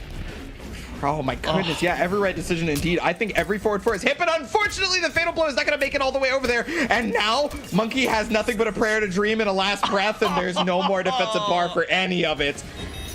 Oh, yeah, that was, I mean, as soon as he landed that back 2-2 string, there was no way to get around him throwing that acid, closing out that final percent, and clearly he chose that Aaron Black for a reason. I think he must have some sort of experience in that matchup against Jax. Maybe it's one that Jax players don't really like. He was able to control a lot of the screen with like the forward fours and the slide, etc. But I gotta say, overall, really great play from two players that I'm not used to seeing.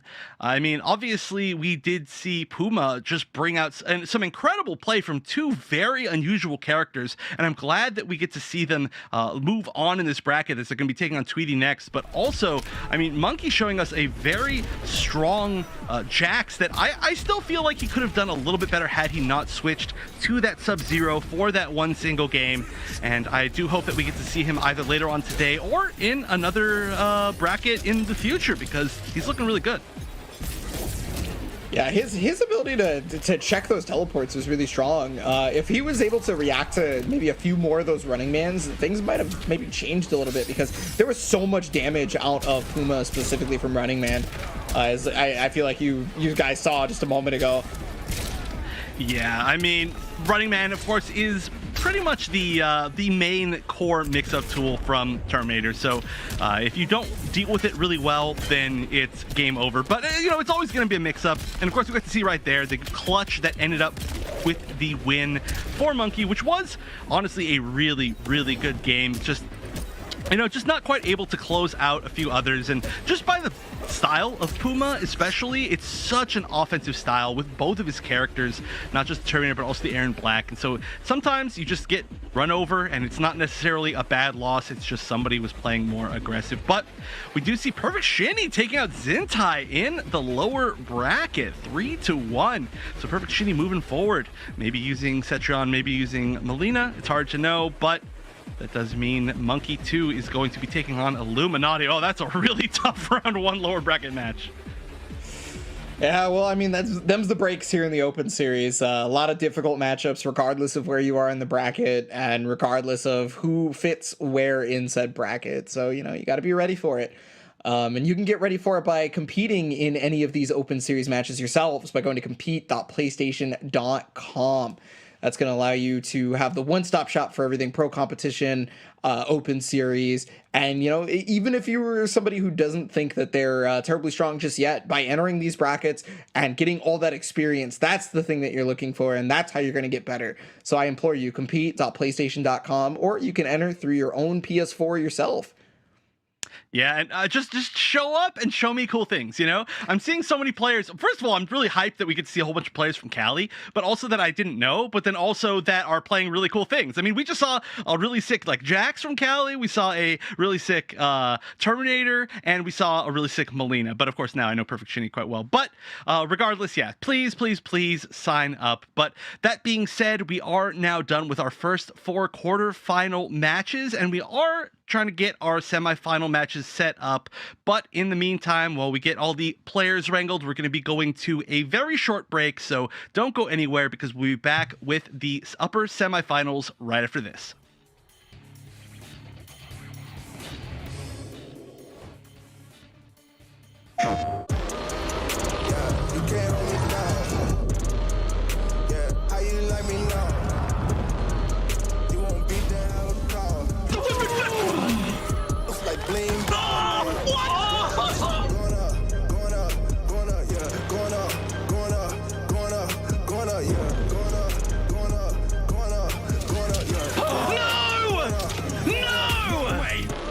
Jokes, no gimmicks, just combat.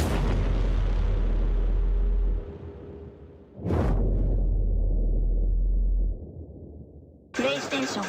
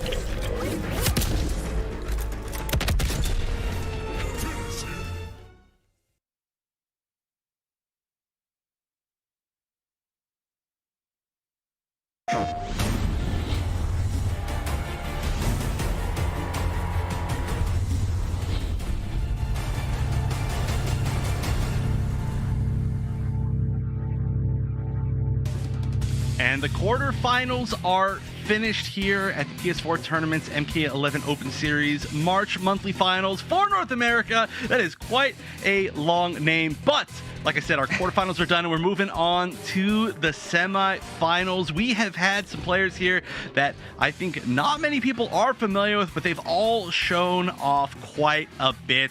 And we've seen some very unique character usage, but that will luckily continue all the way into these semifinals, as our first one of the day will be El Kukui, our reigning champion from week 4 of March, taking on Honeybee, the classic, who needs no introduction, but we'll get one anyway. Of course, the probably best Devora in the world currently, or at least considered one of the best Devoras in the world.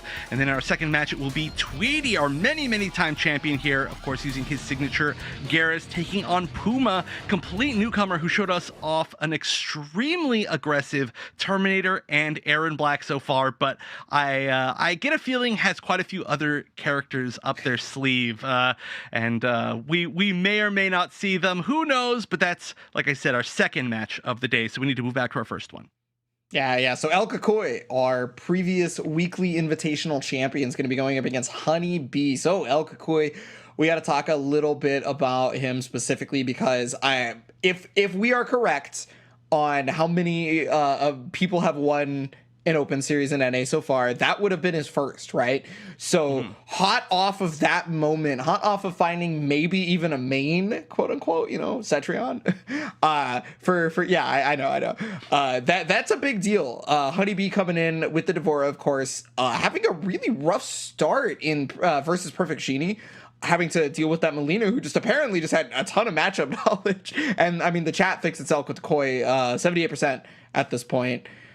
So okay, first of all, I gotta say that's pretty surprising, just because, like I said, Honeybee, one of the most well-known NRS players of all time. Yeah, it's Honeybee. I mean, has a absolutely gigantic following, and it's just been a top player at like every NRS game that he's played. Like literally one of the best in the world constantly. So to see the chat vote for El Kakui is rather surprising. Of course, when we do look at the overall perceived strength of the characters that each one is using, that does make it make a little bit more sense. Cetrion, of course, is going to be Cetrion, and then Devora. I actually don't know what this matchup is like. I don't think I've ever seen it at a high level, but time to find out. Well, I mean, if you're a Mortal Kombat 11 player, you have probably run into this matchup once or twice, so I feel like Honeybee has probably run into this matchup once or twice. Oh yeah, I am very sure that that's true. But on the other side, how well does El Kakui know the Devora matchup? You see right there already, going with one of those setups that we saw Perfect Genie perfectly punish, but just kind of like let it be plus from El Kakui's side. Oh, already super strong, aggressive from El Kakui. We always talk about how this, like, you specifically said, what was it, the Johnny Cage Cetrion? Yeah, but it's pretty much it. Always ending plus in a restand, just getting these little hits here and there until you hit the corner. It's very Johnny Cage style, and that's really all it takes. What's zoning, truly? Who cares? Who needs to zone? Well, I guess you can also zone. Oh, it's going to be real hard getting around these Hell's Rats, especially when El Kakui is reading the get-up rolls. Oh, try to keep himself nice and safe. Big miss, and another big miss, but no punish? Yeah, this is a very awkward game so far. Actually, honestly, just this round has been very awkward. And yet again, a weird hit that isn't going to be able to get any conversion, just a little bit of damage. So nobody's really finding any solid hits. That's pretty much the closest we've got. Oh, the flawless block up two. Very unique flawless block up two. It kind of shoots out this little projectile that doesn't actually have a hitbox the entire way through. So it's not very good. And by the time I got finished explaining that, the rush down coming from El Kukui's Cetrion already takes it. So a surprising quick first game, but hey, maybe the chat was right, Maybe the chat was right to vote so heavily in favor of El Kakui. After watching that game, if I could change a vote, if I had already voted, I might be thinking about it. But I didn't vote because I was very unsure how this is gonna go, and I'm still unsure. I just think that was like a really strong first game for El Kakui. Yeah, I mean, that's almost an understatement. I mean, that was looking really good, and one of the big things is that really, Honeybee wasn't able to find any really solid conversions, which can be a little bit of a problem for Devora. She doesn't have these easy hit confirmable mid strings. She's got a lot of these high strings that are a little bit more, or actually a lot more of a risk to try to throw out, or she has these quicker highs that don't really give you full conversions. So sometimes the only hits that you get are these small little hits into tiny conversions into Avaposter Rush or something like that, and that was pretty much one of those games. While on the other side, every single thing that you do with Cetron is going to convert into at least Tornado, into more chip, into just your damage or your life disappearing. Hey, look, exactly like that. It's just all going to be NATO as much as possible for El Cocoy. He just wants to get as many restands as possible, just get back into the situation. Oh my and then God. force Honeybee to try and move out. And when he can't move, he gets counter hit again and again. Oh, I like that. So even with such a huge life lead, El Cocoy still getting the absolute maximum amount of damage just to be absolutely sure. And that shows really the sign of a pro, you know? Like, it's really easy to be like, yeah, whatever, I have a 90% life lead, I'm just going to go for Tornado again. But did the full conversion with the Vines, used the Interactable, and now has a really strong lead again. I mean, this is just looking so dominant. But to be fair, this is Cetrion against Devora, so I look, anytime I say something like, oh, it's X character versus Devora, Honeybee shuts me right up, so I'm not. Oh man, the 2-1-3 crushing blow though, the duck under, not a huge punish unfortunately for Honeybee. Yeah, that's what I was saying. You know, it's really hard for Devora to be able to get those full conversions that she so desperately wants, which allow her to set up her Oki. So when you're just getting these tiny little pokes and your other character is even better at dealing so much damage off of those tiny little pokes, it can be tough. But right now, Honeybee at least controlling the corner, getting some sort of pressure started, has to get in on the zoning again. So At the very least, Honeybee was able to get around the boulders, and he does have that life lead, so now it's really on El Cocoy, yeah, to try and make something happen. The H2O port's not going to be enough. Oh, he's just alive. Oh, okay. Yeah, so Teleport at least is going to get out of the corner, but it does seem like El Cocoy might not have 100% confidence in this matchup. Trying to teleport out earlier and then swing when the bugs were going to track anyway, and it is understandable. Like I said, this is one of the rarest matchups in the entire game, and by that I mean literally anybody against Devora. So there is going to be some learning, I think, involved in this set. Luckily for Honeybee, he was able to catch the string. He's still back in there, but El Cocoy's decisions to counter poke into like anti-air have been so strong. Yeah, and look at this. Look at this damage. Look how fast it adds up. Oh, this is it, and that's going to be 2-0 quickly for El Cocoy.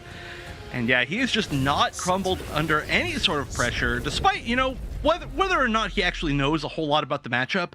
He's able to really control the pace of the match to be in a spot where he knows at least how to deal with the options presented to counter him. And that's, I think, the most important thing, you know, like, yeah, you're going to jump here, or, oh, you have to guess whether I'm going to grab or do a mid here. And when you get to control all the situations, then, I mean, you're just controlling the whole match.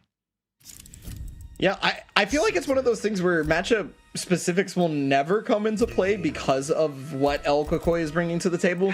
He's making it specifically so that Honeybee is unable to even get a, oh, do you know this Devora like frame trap that goes on right here, this very specific setup. It doesn't get to come into play because he's forced Honeybee specifically to go to like, oh yeah, I'm down one-ing a lot, I'm standing one-ing a lot, I can't really get too many full conversions because of all this kind of stuff. It's hard to even be able to find any of that character specific matchup things. Yeah, no, it's true. And I mean, even certain things that you really want to do as Devora, like set up like a further range like ground bug, which I'm still going to not say the real name because I'm going to mess it up. If you get to do stuff like that in certain matchups, you feel really comfortable. But against Cetrion, you're just literally never going to be able to do that. So not easy. However, oh, I like that attempt at a conversion. 4-1-3 there might have worked, but 4-2 didn't. Great flawless block though from Honeybee. Okay, I mean, the throw's not going to work out for Honeybee, so he's not going to be able to continue pressure, and there's the natural barrier anti-air, and yeah, now it's Earthquake and Boulder time. Oh no, that's why he was an Earthquake or Boulder. He was ready. Yeah, I mean, you know, it's such an obvious thing almost. I mean, especially, you know, we've seen so many matches against like Shivas from Cetrion, and you're like, okay, the stomp's gonna come. But similar idea here with the teleport, except it's gonna land into a full combo exactly like this into more Oki. So you constantly have to be ready for it, and it is pretty scary. But now let's see how well Honeybee can deal with the setup. Not at all. Yeah, natural barrier was able to save him, but there's the get up roll that's gonna allow for a punish and another setup after this. Set up the bug. Oh, keeps it meaty that time. Yeah, I like it. The disrespectful natural barrier on Wake Up last time was a really good answer, but he said, no, you're never going to try that again. I'm just going to meet you this time, get more damage. Fortunately, couldn't get all that much more damage. Ooh, so throw here, and I mean, okay, so he does have Fatal Blow, right? Like one standing 1-1 is maybe gonna change the tide, but not gonna have that chance. It's caught on the walk back. El Kakoi may be on set point, but Honeybee Commander stays alive. Yeah, and has really good corner positioning. Okay, the teleport out. Had to expect that. Tried to punish it too. I mean, he did expect it, but it's a very difficult thing to punish any of the teleports in this game, quite honestly. Or I should say the mobility teleports, not the like striking teleports. But yeah, at the very least, you know, if you can get pressure, you're pretty happy with that situation. They recover so fast. Natural barrier on Wake Up, not trying to deal with any sort of mix-up after that. El Kakoi is pretty Abare heavy. I'll say the forbidden words again. I know. It does seriously feel illegal to say Abare in a Mortal Kombat tournament. Any sort of like American fighting game tournament. But yeah, like I said, it is actually an extremely good term. But here we go. Here's the beginning. Gonna use the interactable for maximum damage. Not gonna take the restand. And now Fatal Blow is available. We've seen how good Honeybee can be at using that Fatal Blow. It is one of the furthest and fastest of its type.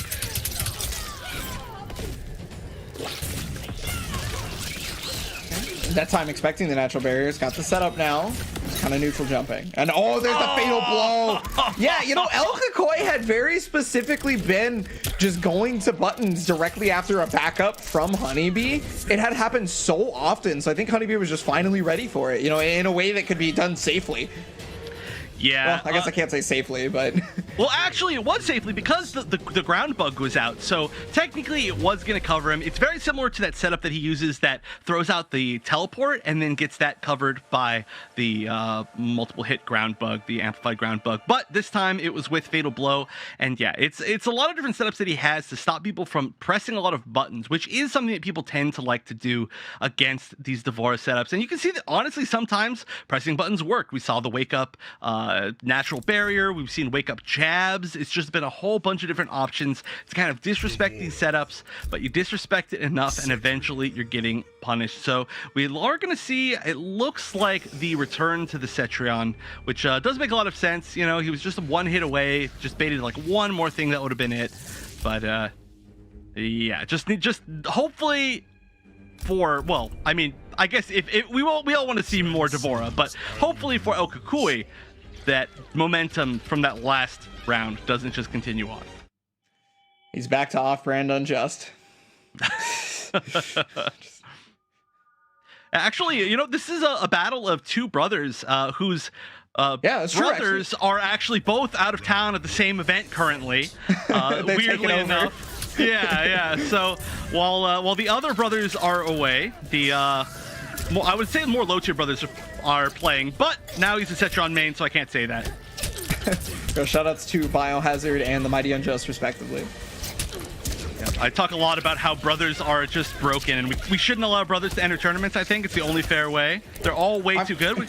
K-Top H-Dope are super good. Just Kakui is super good. The Commander brothers is super good. It's just not fair. Come on. That's how they got ketchup and mustard on the commentary desk, right? They told them they weren't allowed to enter. Yeah, there we go. Yeah, it makes sense. Although then they'll just all be good at commentary, and I won't be here anymore, so that'd be sad. But here we go. That should be the... Oh, didn't get the full conversion there. That was a little bit weird, but just needs one more hit, and that is going to be the hit. And so, you know, I was talking about the momentum from the last round carrying over, and it looks like it did. Corner positioning, life lead, everything looking good for Honeybee. Wow, what an angle to be able to catch that on. Now he's got the debuff applied. Oh, and landing another hit. This looks like everything is crumbling for El Kakui. He breaks away, but he's still going to have to deal with the setup. It's a very intentional thing by Honeybee. Yeah, I mean, the pressure in the corner is still crazy. It may not be MKX, but... Yeah, I mean, if you can start something, you know, you get time to set up one bug and then you just loop it, then honestly, it is pretty MKX level scary. But the difficult thing is, of course, being able to do that. However, he has enough, and now what was that unnecessary risk from full screen throwing out the raw teleport? But it does happen to be so fast. And speaking of fast, that game was like 1/3 of the time of all the other games of this set, and now it's all tied up. Is this going to be a complete shift in momentum? El Kakoi needs to find something to do, and fast. I think we might see a character switch, honestly. That was emphatically in Honeybee's favor. That was something else. That was probably the first time that he really got corner pressure going out of the entire set so far. Jade. Weird. No way. Right? I don't know. I mean, I'm not surprised that El Kukui has just like more characters that I haven't seen from him, but Jade is an interesting choice. I think I would still like to see him at the very minimum go back to his Shang, right? If he does feel like switching, but yeah, going back to Cetron, I think is the wisest decision overall. He just needs to kind of like get his composure and stop letting I'd say stop letting Honeybee control the pace of the match, because when he was playing more aggressively, he was winning pretty considerably. But as soon as Honeybee gets that one opportunity, he knows how to seize it, as that's pretty much the most important thing that you can do as D'Vorah. It's hard to stop someone from seizing a thing like that when they can just kind of loop their Oki after something like this, right? Yeah, and yet again, the raw, absolute, super unsafe, like high-risk, high-reward teleport does show that El Kukui is not blocking very much from full screen, and it looks like Honeybee knows that he can start taking advantage of that. He's short up to get over the other Earthquake. That's going to allow at least a little bit of forward momentum, but El Kukui now fighting from the back, going to get tossed further into the corner. Yeah, and oh, again, and caught him out of the air this time, I think, but that means more corner pressure. These raw teleports are just 100% controlling the pace of the match. I like that. Went for the crushing blow. Had it connected, it would have been a crushing blow. Didn't get the tornado on that one, so he's not going to get the normal Oki we've seen El Kukui take so far. Tornado to push back. Oh, big whiff. No, never mind. Oh, that's it. Standing for fatal blow. Yep, and that should be enough. And you can tell that as soon as El Kukui manages to get on the offense, he feels very much in control. He was able to steal back a lot of life in that round, and now he's on match point without a fatal blow, but still has some crushing blows left to go. I think, honestly, as weird as it sounds, I think he should just go on offense.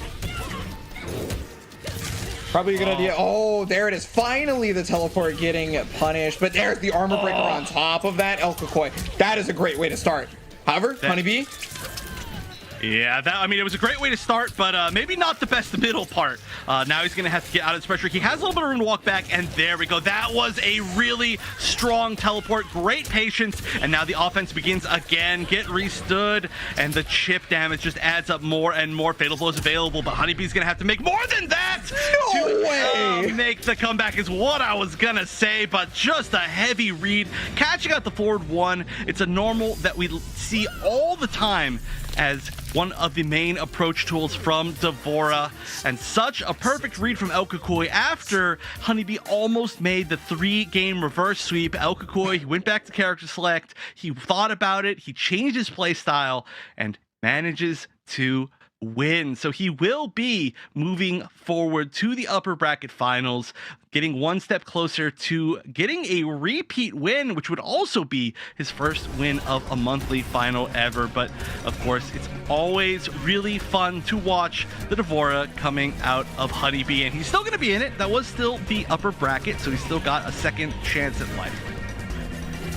Dude, I cannot believe how El Kukui just sat there, held block the entire time, and then immediately ducked the second Honeybee got within range of a high, and then the down 2 crushing blow. Like, that was a read that he made 20 minutes ago.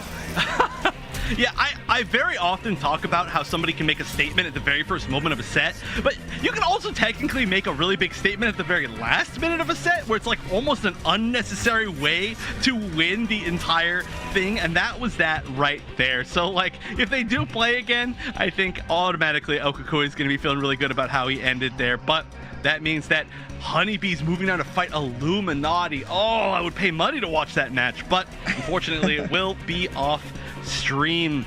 And like I said, El Kukui moving forward to fight the winner of either Tweety or our newcomer, Puma 321. So I'm very excited for this match. We could actually see the grappler matchup.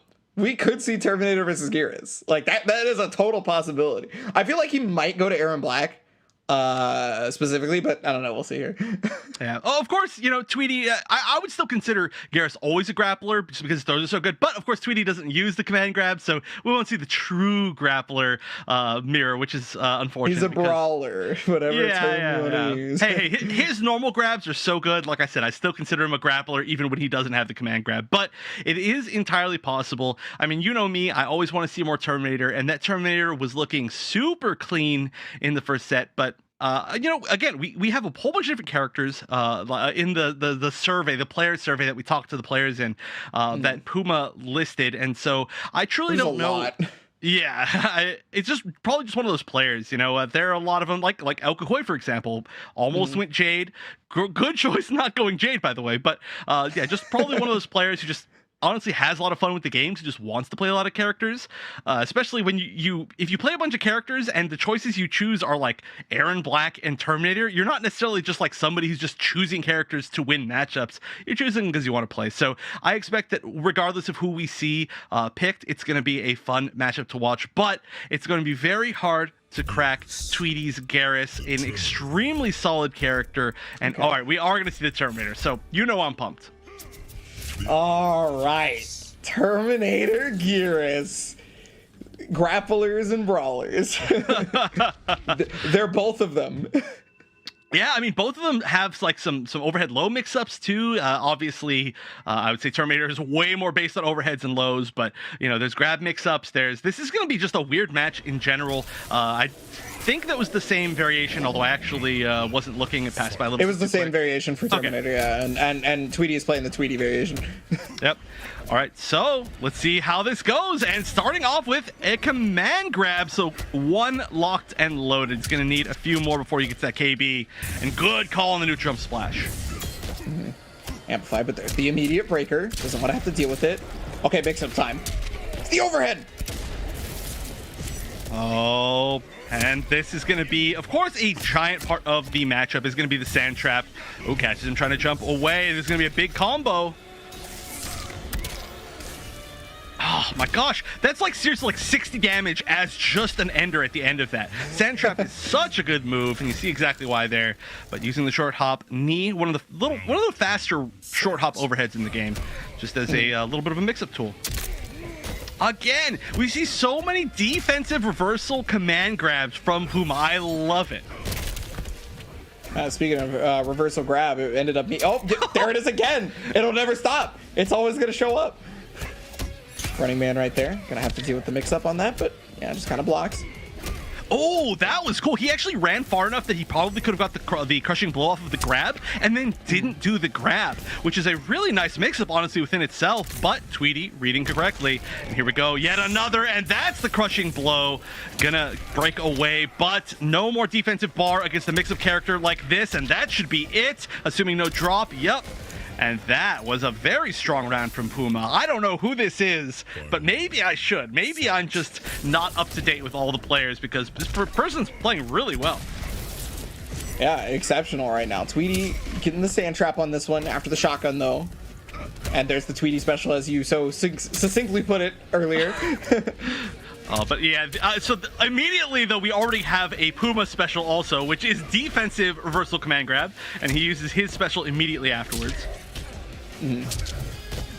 Okay, another standing one for the anti-air. It's just been so strong as always. I know we talk about how Terminator standing one is super good for anti-airing, but like it never fails to impress. I know. I mean, honestly, jumps are really, really good in Mortal Kombat 11. So just to see so many anti-airs, it's like it catches people unaware. Oh, goes for the mid again. He's so rarely going for the command grab mix-up off that. And where's the mix-up? One more hit. Could be it. He interrupts, and that is going to be it on the other side. No way to escape. Fatal blow. That will be a guaranteed kill. And it all came down to that one final mix-up where Tweety finally decided to poke out. But this is shaping up to, I think, be an extremely good set. I mean, that was as close as it gets. Ooh, I wonder if we are gonna go the distance because of that. It's possible, I mean, of course, when you play a character like Terminator, your matches do tend to be a little bit volatile, so there is the chance that even if it does feel close, it does end up like 3-0, or we could go to game 5, and neither way would be very surprising, just because you're taking a lot of risks, and either they pay off or they don't. Regardless, it's going to be, I think, continue to be good. And I mean, there is, of course, the chance, too, that we do see a switch like to Aaron Black or to any of the other characters. Okay, so that was Tweety. Yeah, they switch sides, of course. Okay, so it is Aaron Black this time. Okay, so now, he listed a lot of different characters under his arsenal, so I wasn't sure if Aaron Black was guaranteed or anything like that, but it ended up coming out. The last time we saw Aaron Black, the reads were so on point that he got a flawless in the very first round that Aaron Black showed up. yeah. I mean, that was like weirdly dominant. It was I don't know. I don't know if it was just like an uncomfortable matchup for Monkey, or if it was just a really comfortable matchup for Puma. But yeah, it was like there was like a flawless and then another one that was basically almost a flawless. So we'll see if he can repeat that. I'd have to assume that this is a very comfortable matchup for Tweety. He's played it a million times. It used to be one of the most common matchups in the entire game to play against, especially using Garrus. But there we go, immediately showing the reactions to block the raw low from full screen. Oh no! Oh, that is a terrible way to start. That's a great way to start if your name is Tweety. Yeah. I mean, immediately showing off the great defensive reads and great offensive reads. But speaking of defensive and offensive reads, there's a block on the overhead low mix-up, which so few people ever block against Tweety. Puma is showing some pretty good defensive prowess. Okay, the forward four, another one, but that time, oh, great! And there it is, jumping over the possible amplification. Yeah, that is a huge deal. It makes that so much less safe. And overhead, and the last mix-up's gonna be just jab, jab, jab. And there was no defensive bar to save him there. He knew that was gonna be a guaranteed chip win. And it was. Oh, he tried the classic, the Puma classic, as I'm going to continue to call it, the reversal command grab. But Tweety's starting to catch on to that, I think, dealing a ton of damage all in a row for every mistake now. Do you think every one of Puma's characters just has like a command grab that he wants to play? You know, I don't think that would be far-fetched at all, is the way I'm going to put it. All right, no bullets left. Crushing blow, locked and loaded. Oh, literally. Haha. I've never been able to say that before. That's sick. But yeah, it may not matter. Is not going to kill, but only one mix-up away, and grab's going to be enough. So this is just a not easy situation. But wait a minute. All right, didn't catch a breakaway with it. I think that's what he was hoping for, but regardless, this is going to be a ton of damage, so he's not going to be unhappy that he went for this fatal blow. Okay, well, one more possible mix-up for Puma, but unfortunately that doesn't give you Oki on that. And there it is! I see you jumping.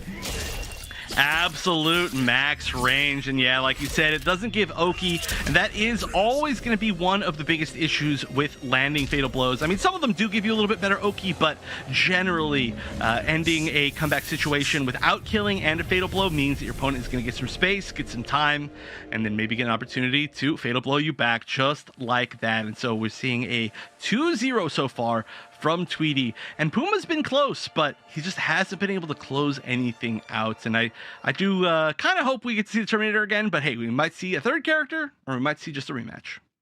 The clutch factor from Tweety is pretty good, to the fact where like it's always close, just like you said, but it never gets out of Tweety's hands afterwards. Like it never starts to become a huge scramble or anything. But Terminator's coming back. Okay. Hey, I got my wish, but honestly, I mean, the Terminator was like one hit away from winning, so I'm really surprised that he switched away from Terminator in the first place, despite the fact that his Aaron Black is clearly good. I mean, when you're that close to winning, I feel like you just stick with it, right? Mm-hmm. Well, I mean, it's making a comeback, and it's going to be all in on this Terminator 2. This is, I just said Terminator 2. I was like, oh no, now I have to say the joke, but I'm not going to. It's gonna be all in on this Terminator. It has to be through the whole way at this point. 3-0. Ooh, starting off with the Running Man, which by the way is the most like, I don't know, like circle of life type reference for a Mortal Kombat game. Just putting that out there. But here we go in the corner. Went for the crushing blow probably, but the breakaway is going to prevent that. So that's going to be a lot of damage off the table. Oh, again, I I love that he keeps going for that situation where you really want to avoid the command grab and then not doing the command grab. Oh, good anti-air right there. Yeah, I was gonna say that's full corner conversion. Better spikes. Ugh, transfer so much damage. Garrus, I mean, can you believe that Garrus' damage was actually nerfed a lot from the original? This character is still a powerhouse, and now it is match point for Tweety. Puma not able to really find any mix-ups starting, and okay, he is gonna get, oh, a counter. It wasn't even a punish. Well, regardless of that fact, I think Puma's okay with that. And there's the classic, and Tweety is starting to become privy to it. Oh, yeah, he was looking for that breakaway. Yeah, I mean, hey, it worked the first time, but also, you know, just taking that life lead is going to be pretty important. Here we go, mix-up time. What's going to be? Overhead and the interrupt again. Good call out by Tweety. I think we need to start seeing some different option there. So he can just continually go to the sand trap at this point, because, like, even if there is no breakaway from Puma, it's, yeah, see, even if there's no breakaway from Puma, you still get damage, and if there is a breakaway from Puma, you win. Like, there's just no reason not to continually go to sand trap once you have that amount of life down. Yeah, and that was exactly what happened. Had to take the attempt, but guesses wrong on the breakaway mix-up, and so Tweety is going to be taking that set 3-0. Definitely the first match was looking pretty good overall for Puma, but then after that, I think Tweety just caught on. He was doing so many different like neutral jumps to start baiting out those reversal command grabs. I mean, as much as they were working in the first game, he paid a lot for trying it in the second and third. Switching around the characters too seemed like it maybe didn't let him get quite enough of an adaptive game plan himself, but overall, I mean, still really great to see that level of Terminator play and Aaron Black play. I mean, both were extremely solid, so I just enjoy seeing that. But like I said, you know, especially when you're playing against the character with such high damage like we see out of Tweety's Garrus, it is very hard to play risky characters like that. And so Puma is going to move down to play against Perfect Shinny to see who will be making it into the stream match in the losers bracket. But that also sets up El Kukui and Tweety, a rematch from the previous broadcast, as our upper bracket finals. It's definitely going to be one to look forward to. You can see in the lower bracket, though, Puma, Perfect Shinny, Honeybee, Illuminati is going to be figuring out who is going to be moving on. That we will see a little bit later. Yeah, I know. I'm so sad that actually, honestly, that both of those matches are going to be off streams. Those are like four of the players that I like seeing the most in this bracket, but big bummer. Regardless, if you want to show off some of your own cool play, be sure to go and sign up at compete.playstation.com. Even if you don't think you have any cool play to show off, it is a perfect opportunity to learn. A lot of these players level up together and do better every single week, and it's very, very easy. You sign up on compete.playstation.com with your PSN ID, and then all of the tournaments are run directly from your PS4. It just like sends you an alert when you need to play and who you need to play against, and it makes the lobby and everything. It is super duper easy. Yeah, so with that in mind, we are going to take a quick break before we get into our upper bracket finals, and it's going to be our last break of the day before we see everything finally conclude. So stick around, and we will be back with more Mortal Kombat 11 action.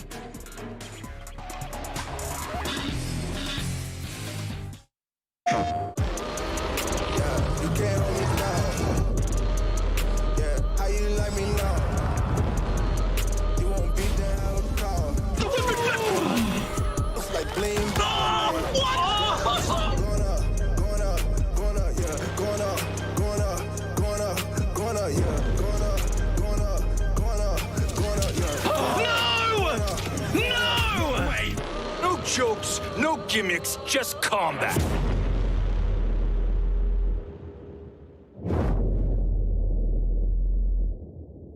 PlayStation.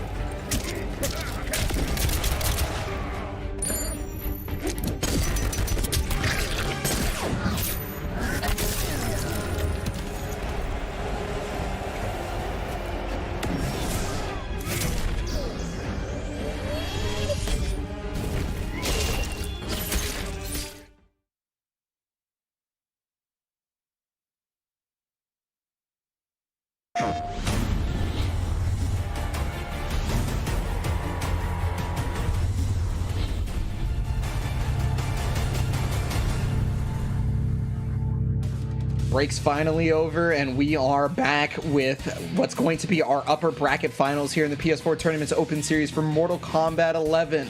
So, as always, I am joined here by the wonderful Wonder Chef. Yeah, I've been so happy with our matches today.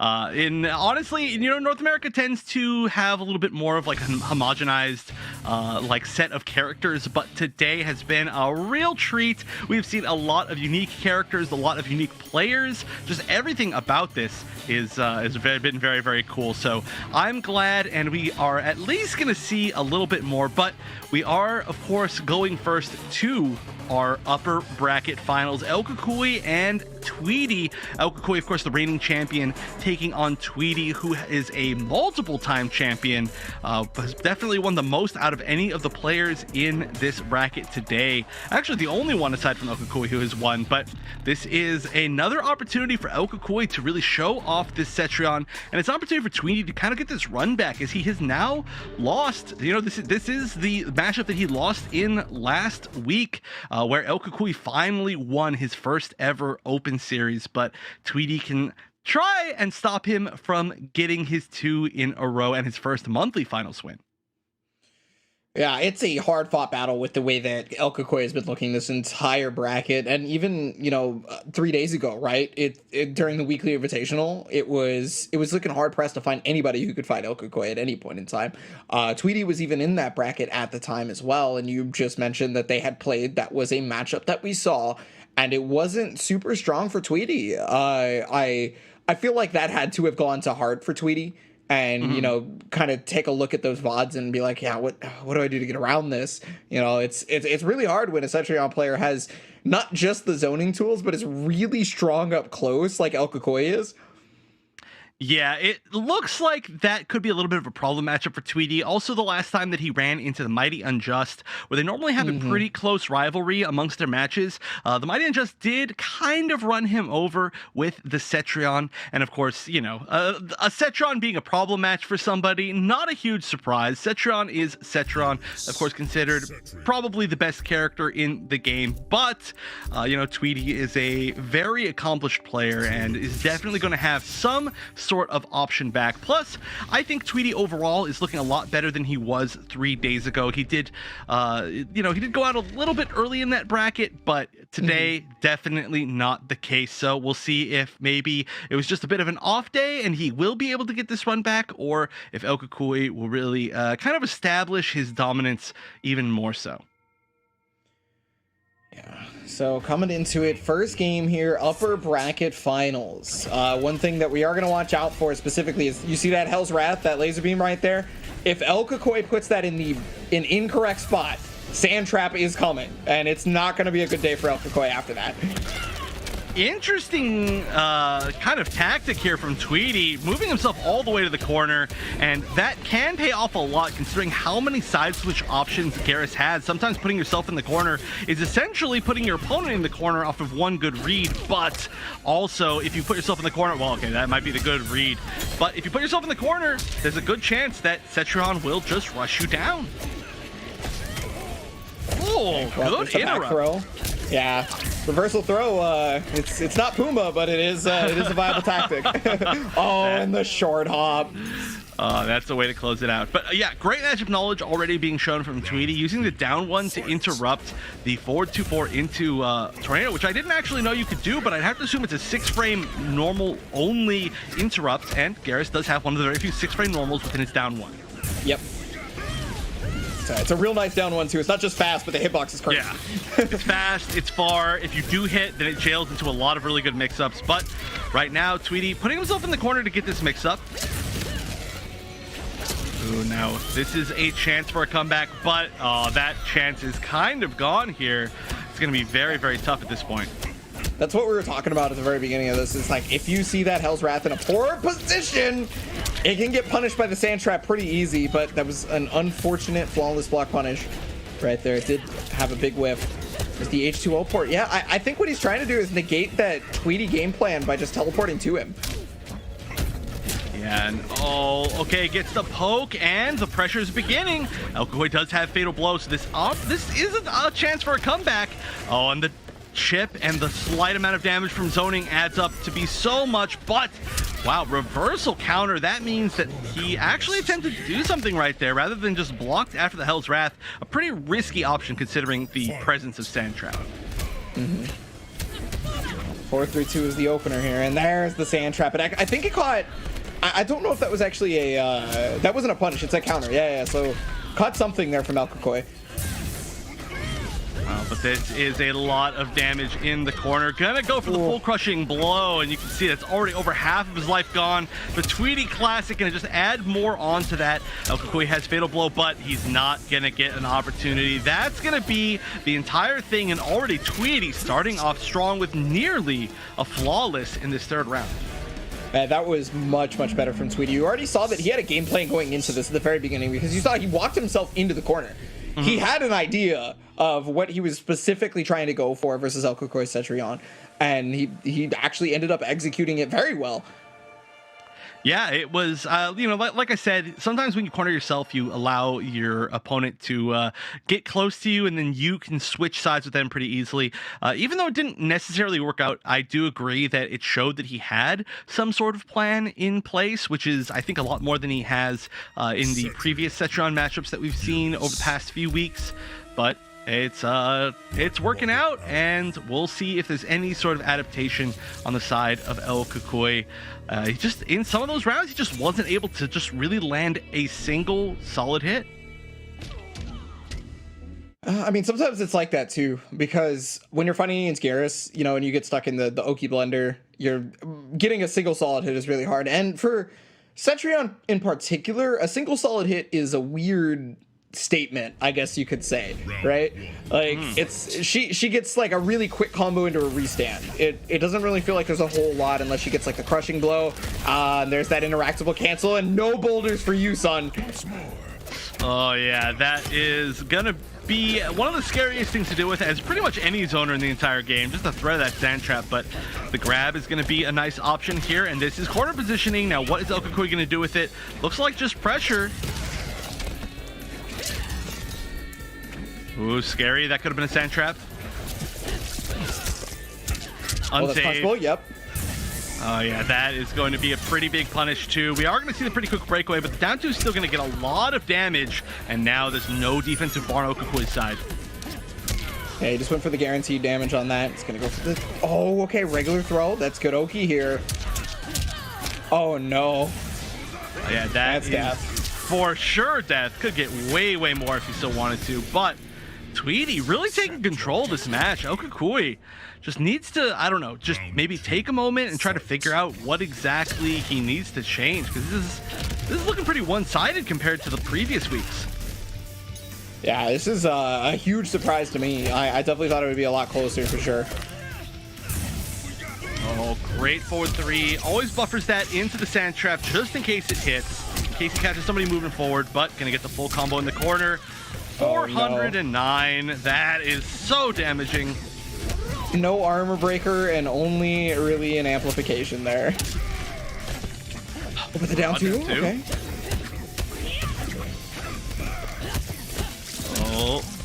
Oh, okay. Does the full string. We've already seen that punish. That was a pretty big risk to try to take right there, but A read on the breakaway that did not come. Okui still has a chance. Not a super easy one by any means. Does have fatal blow. We talked earlier about the read on the breakaway with the sand trap. You may as well just go to the sand trap with that amount of health left on the opponent, right? Because if they, oh my goodness, what a call out on the natural barrier.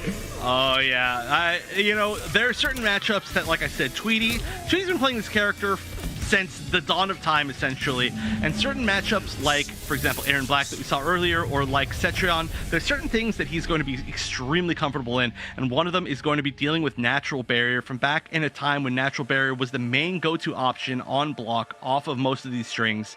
And so even when you use it sparingly like that, Tweety is still going to have that immediate recognition and that muscle memory to punish it with that jab. There was no way to prevent that punish as soon as the natural barrier started. And so Tweety going up 2-0 super quickly. Yeah, this is, he's running the train as far as it goes. And okay, sticking with the Cetrion still, the whole way through. Yeah, I like the choice to stick with Cetrion, honestly. I mean, it worked so well in previous sets that... He picked Say Hi to Owen. Who is Owen? I don't know. Well, we may never know who Owen is until it's the same exact variation, but we've seen that for many months now, and yet I don't know who Owen is. But hi, Owen. We'll regardless, every time I will say hi to Owen, whoever Owen is. You know what? I bet I know. I think Okui has it's either like a rat or a hamster or something like that, and I think maybe that's Owen. That's gonna be my best guess, but I don't know if it's right or not. But if it is, then super hi to Owen. Regardless of the interactive usage again. Yeah, and then here's that same game plan from the first game. He walks himself to the corner, so now that he can fight. That's kind of like what's going on here. Is he wants El Kakoi to come to him, right? So he can do that by walking himself into the corner. Yep, and then now he has corner positioning. Exactly. Yeah, that is now the super scary position for El Kakoi. Needs to find his own way out of the corner. I mean, has a teleport. It's not entirely impossible, but could also just land some pressure. 4-3 though. Oh, there's that H2O port, and it was beautifully timed because he got the punish on the jump kick. Now he's gonna have to deal with pressure here. He just backs off. Nice, because he gets the whip punish on the 2-1-3. Oh, wow. Okay, that was almost a scary situation just because the second hit of that tornado whiffed. But El Kakoi looking a lot better. Unfortunately, some crushing blows gone now, though. Yeah, but I guess El Kakoi felt like it was very important to be able to get that round. And I mean, yeah, you're down 2-0. You need to make something happen like right here, right now. Oh, but the chase down is gonna side swap. Oh yeah, a lot of just kind of mix-ups here in the zoning game, just trying to bait each other out. Fortunately, speaking of unfortunate, actually, down to completely whiffing. This could be a different set of life bars right now if it was not for that down 2 whiffing. Yeah, this could be actually the opposite, but all that matters is what happened, not what could have happened, and what happened is Tweety got put on match point, has the corner, everything looking good. All right, zoning starting to work though. Yeah, just gotta watch for that sound trap, and you know El Kakoi's privy to it. But that's a punish. Playing very safe right there. Just trying to get as much chip as possible. We just seen one move from both sides the entire time. The chip is adding up to be a lot right now. This strategy might actually be working. Yeah, go back to the zoning. I mean, poor timing, and then now that zoning might go away here. The forward throw. Yep, and that lead is pretty much gone at this point. Oh, unirectal. Oh, the punish! That was beautiful! That was actually unbelievable. Super ready for that, but here we go. Pressure in the corner. This is where El Kakoi has classically been in control most of his matchups today, but backing up. Fatal blow now available for Tweety. That's really scary, but that should be it. Standing 4 into maximum damage and no chance to break. El Kakoi taking a game, finally looking a lot more in control. Or I guess I should say things were a lot less out of control, as that's kind of how things ran away before, I think. No, I can totally agree with that. Because, I mean, Geras was running around out of control completely. It's interesting. the game plan to get Cetrion to fight by walking himself into the corner starts working out for like a little bit, and then just the earthquake came out and he's just like, wait, I don't have to deal with this, like I'm Cetrion. Like, yeah, I really like the kind of choice there to challenge the tools from Garrus, because yeah, sure, like Sandtrap is a really good tool, but you can't just assume that you're going to be wrong on a lot of these reads, and he was playing that game very, very well, so that even once you got to the point where the Sandtrap did finally hit, there still was like already so much damage dealt that it was not too out of the question to eventually kind of seal off that win with just some small hits. So I think we might see a little bit more confidence in the full screen game going into the rest of this set, but we'll see how it goes, because the offense was working off pretty well too. I think that's determined by how much of that is Tweedy attempting to condition El Kakoi into wanting to go back to the full screen, right? I guess we're just gonna have to see that, as he's currently being way more offensive than he was before. He's no longer walking himself in the corner, just straight up walking into his face, forward 3 into the throw.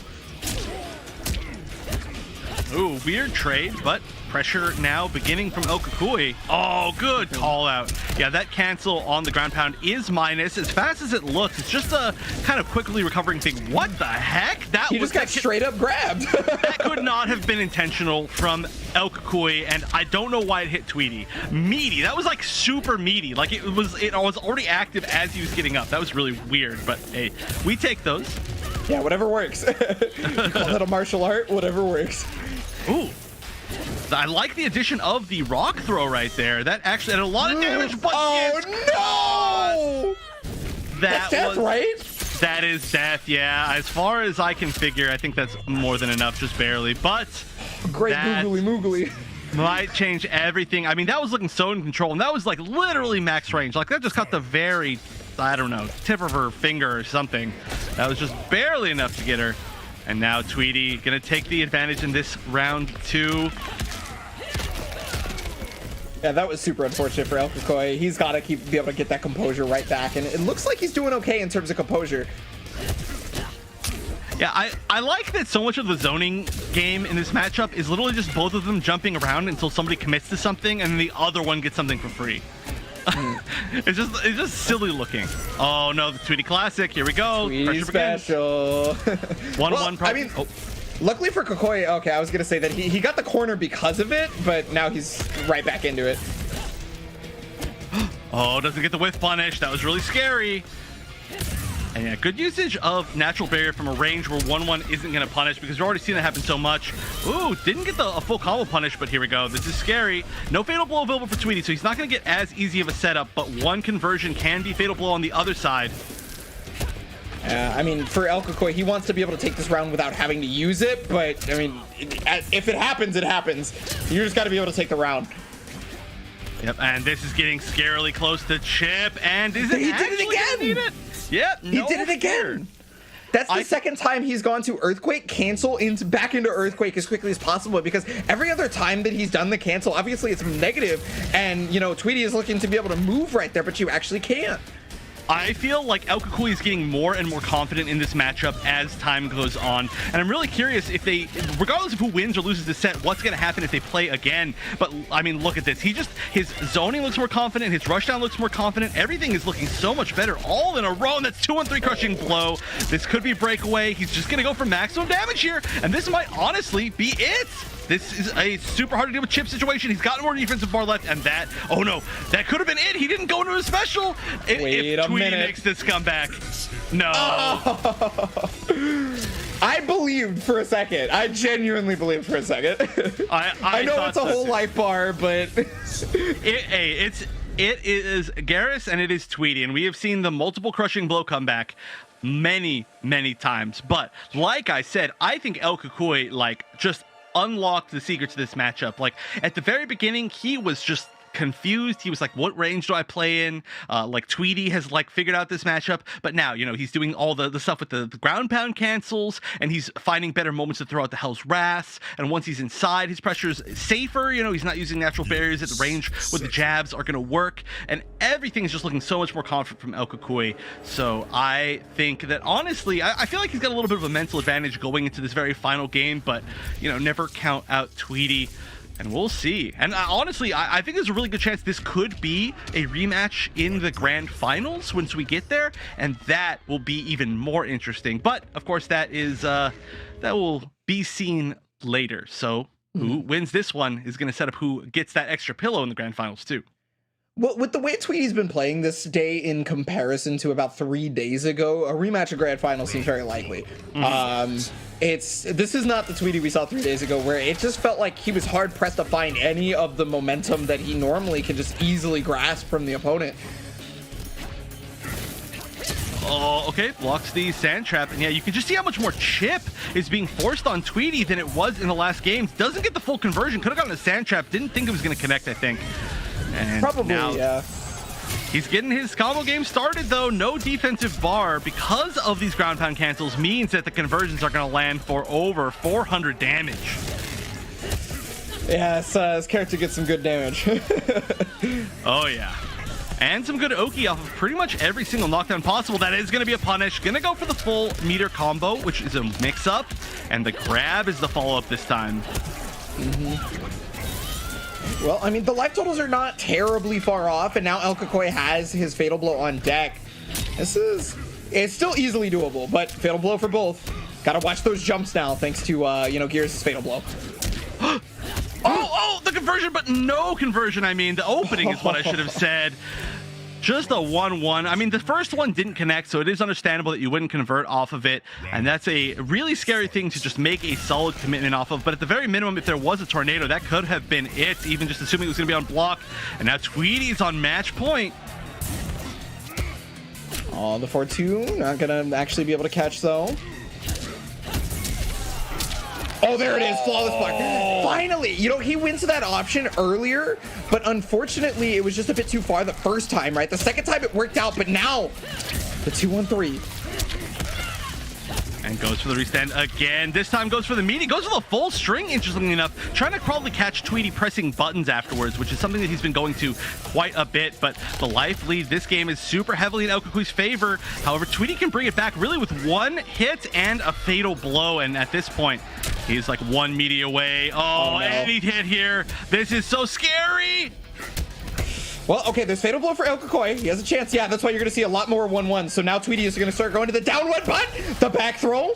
Not a lot of life left. This makes some time, but he catches the get up with the back throw. And Tweedy is able to brutality his way into the grand finals. Yeah, it was just an option that I think El Cucuy went to a few too many times. The rolls were working out, but in the end, it was just maybe a little bit too predictable. And there were a lot of situations there for El Cucuy to win. He just never found that single opening. He got looped in the Oki pressure at the end.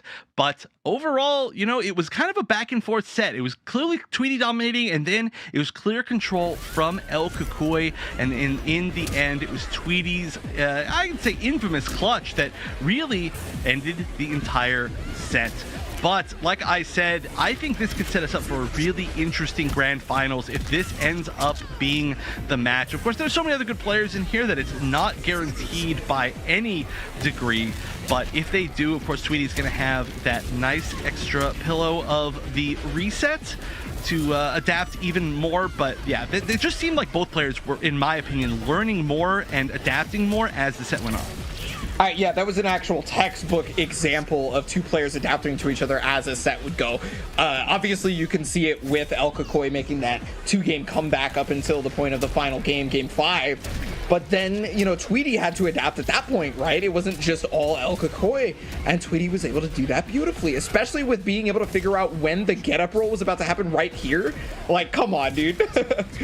Yeah, that one was the ultimate read at the end, and you know, like I said, it had been working a few too many times, and so Okakoi just felt really good about using it, but all it takes is one time. And so we do have our full results from the bottom.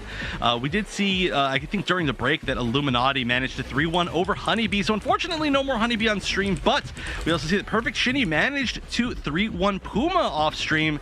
So again, maybe no more Terminator, no more Devora, which is unfortunate, but that means we get to see Perfect Shinny and Illuminati. Also, like I said, two of my favorite players to watch that we get to see so many weeks in a row. And I do wonder, are we going to be seeing the Cetrion again, or will it be the Melina? I have no idea how the Melina, well, you know, I'm going to say I don't have any idea how any of Melina's matchups are, but specifically against Kung Lao and Buzzsaw Kung Lao, where you really need a matchup-specific answer. Yeah, well, I mean, what if Illuminati goes Geras, right? Like, yeah, that's true too. It could just be Geras versus Melina for all we know. Who knows? But yeah, it is genuinely a toss up whether it'll be Melina or Cetrion for Perfect Shinny. I guess it really depends on what he's been using to get through this lower bracket so far, because he has had to defeat a number of players just to get back here to this point, right? So oh man, the chat is 50-50 on this too. Yeah, I mean, not surprising. And again, you know, honestly, the match earlier today from Perfect Shinny looked so good when he went up against Honeybee and was just barely not able to close out the set with that super cyclic Melina. But now Honeybee is out of the tournament, so there's this weird situation that you can be in a tournament where the only person who's beaten you is already out of the tournament. So technically, nobody left has that kind of like heads up against you, and that usually feels pretty good. But oh, okay, so we're going to Cetrion. That is fully understandable. Like I said, you need to have very specific answers against Kung Lao to be able to deal with, especially Buzzsaw. I don't know if that's the matchup that's been chosen, but we do know, and anybody who's watched or been in the Open Series knows that is a big part of it. Oh, Z-Hat and Spiritual Guidance. So Spiritual Guidance, very rare move that now somehow I've commentated like 3 times in official tournaments, but it puts you into this stance where the great Kung Lao lets you use a whole bunch of like spirit like energy attacks, and it's very cool to see, especially alongside Z-Hat, which is a little bit of an Oki setup type move. And we'll see exactly how Illuminati uses that variation and how why he chose to use it. But one is that it's very good at trading with projectiles, which is why we saw him attempt that already. Yeah, that was what I was thinking was going to be the reason for Spiritual Guidance, was specifically to deal with the Cetrion zoning if he ever gets stuck full screen. He has to obviously get stuck in that position first, though. Yeah, I mean, you just have to assume that the Cetrion's actually going to zone and not just rush you down, which is in some ways a folly to assume that, because right now you can see exactly what the Cetrion rush down can do, and that was just really no opportunity for Illuminati. Yeah, I think we're in the position of this game's lifespan to understand that this character is not solely about zoning, and she can definitely mess you up when she gets close.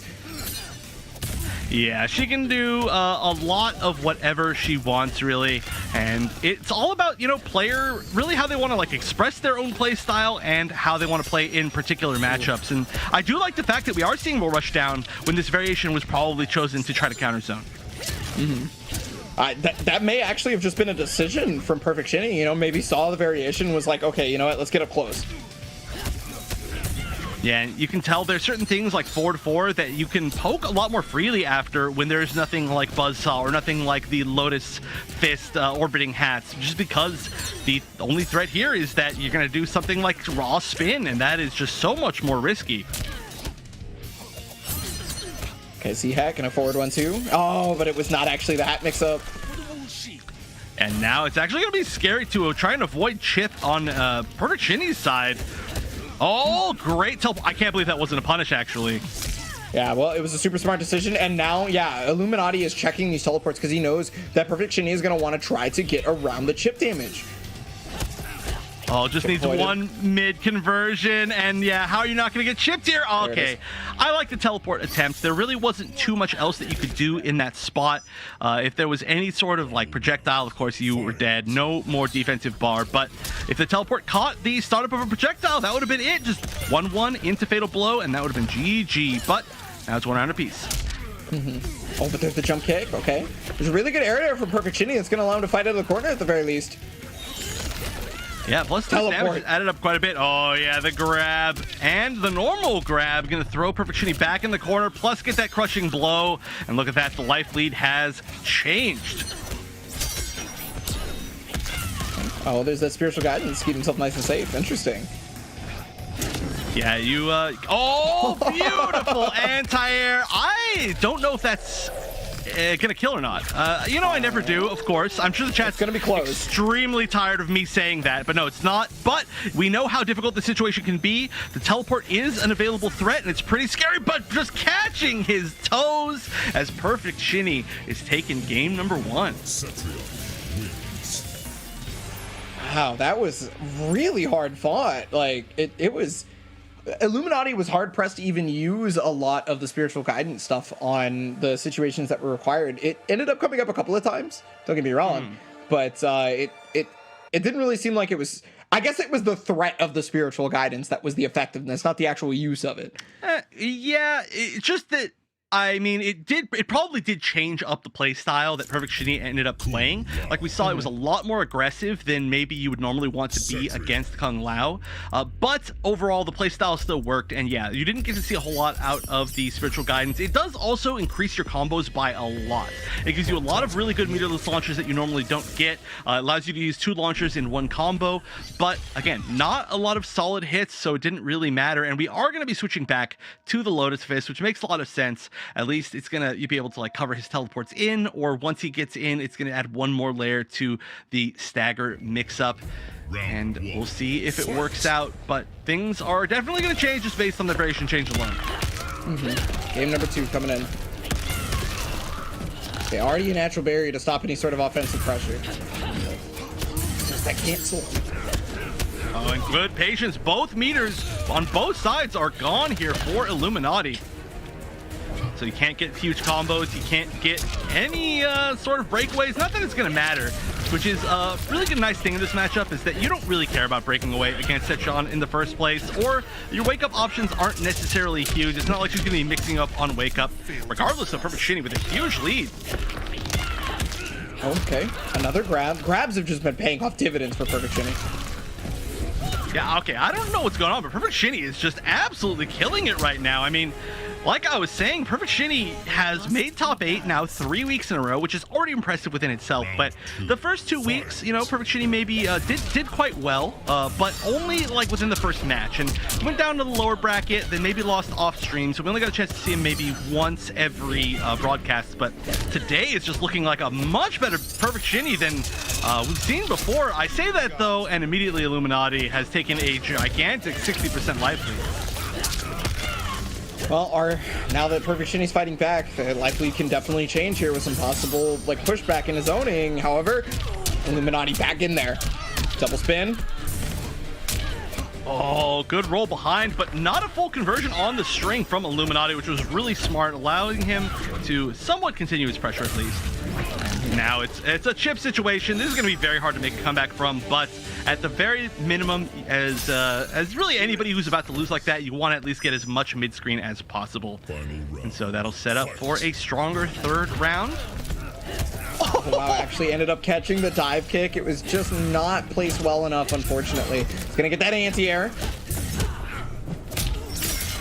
Oh, good block and punish, actually, on the interactable. I didn't know if that was unsafe or not. You just never see anybody block it, but Shinny's still going to get a solid amount of hits. I like that. Ending in the vines is going to bring you really close. It actually pulls people in and goes for the mix-up.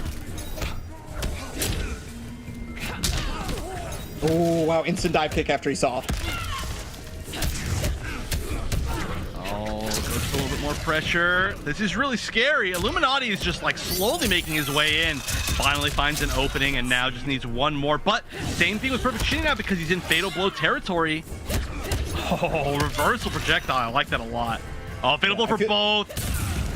I feel like Illuminati was specifically looking for the teleport for the longest time right there. But now that it's not coming out. Oh, no, block on the low. Another mix up. Trying to go for the shimmy. Oh, he's landed so many hits, but he hasn't been able to find the full conversion, and There it he is. will find it in the end. Eventually, dash up mid is gonna work. Third time's the charm, and Perfect Shinny is going to go up 2-0 with the absolute brutal brutality. I thought they exploded at the end of that. Why did I think that? Yeah, no explosion. It's more brutal this way, to be honest with you. You just leave him there. You're just like, bop, bop, bop. All right, you're chilling. But yeah, okay, again, a strong 2-0, and Illuminati has been looking extremely killer recently. So the fact that Perfect Shinny's able to go up 2-0 in this matchup, very, very impressive. And, you know, we talked about it a lot. I'm going to keep talking about it, but players, they just constantly are leveling up when they make more and more appearances on the Open Series. So let's see if Illuminati decides to stick with these.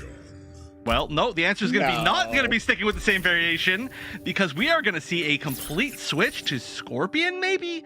It's not locked in yet, so it's not guaranteed, but we are a switch to Reborn, and this is, I feel like we saw this matchup recently. We sure did, buddy. We sure did in the EU Grand Finals. Oh yeah, a great example of this matchup, and in that case it was pretty difficult. Or no, I'm sorry, it wasn't Grand Finals, it was the upper bracket finals, right? Grand Finals was too basic with Jade, but it's been a long day. It's been a long day, and I totally agreed with you, because I also am tired. But it was it was the upper bracket finals, and it was a very close match, literally down to the last hit, with the advantage to Scorpion. But that was Mirko, and Mirko is the Scorpion, maybe. So we'll see how practiced Illuminati is. So I got to point out that he specifically took Air Slam. Just remember that. Yeah, you know, he chose just the complete Reborn variation, which is either a sign that he doesn't really know what to do with his other slot aside from the teleport cancel, or the fact that he really likes the Air Slam as an air-to-air. But that's not something I expect to see too often against Cetron, so I'm thinking maybe it is the former. However, his pressure is working. Well, I mean, Scorpion pressure is always going to be scary, but ooh, interesting choice to use the H2O port to actually change the corner sides. Right there. Oh, no. That was really unfortunate. Getting the 2-on-3, but dropping out, and so the 3 whiffs leaving Perfect Shinny punishable.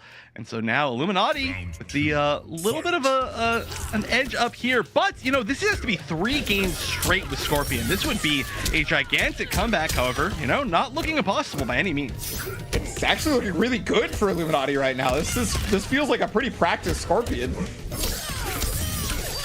Yeah, great conversion. Full quarter conversion into the 1-1-2 knockdown. Oh, plus frames then backing up. That is something also that Mirko was doing earlier today. Just trying to get people to press buttons, but here we go. Jab into teleport. What a cool way to get out of the corner. Oh, there's the interactable though. He's able to get out. Earthquake comes out, and there, yeah. Anytime a Scorpion can see a Hell's Wrath, teleport is not very far away. Yeah, that was a great reaction, especially being in the air already meant that there wasn't a chance of really landing on the Hell's Wrath. So altogether, that situation was just very good. Now 1 hit away, and it's going to be a grab. And so Illuminati's Scorpion looking quite effective. Perfect Shinny either is maybe just a little bit overwhelmed from the switch, or maybe Scorpion is just a little bit of a tough matchup.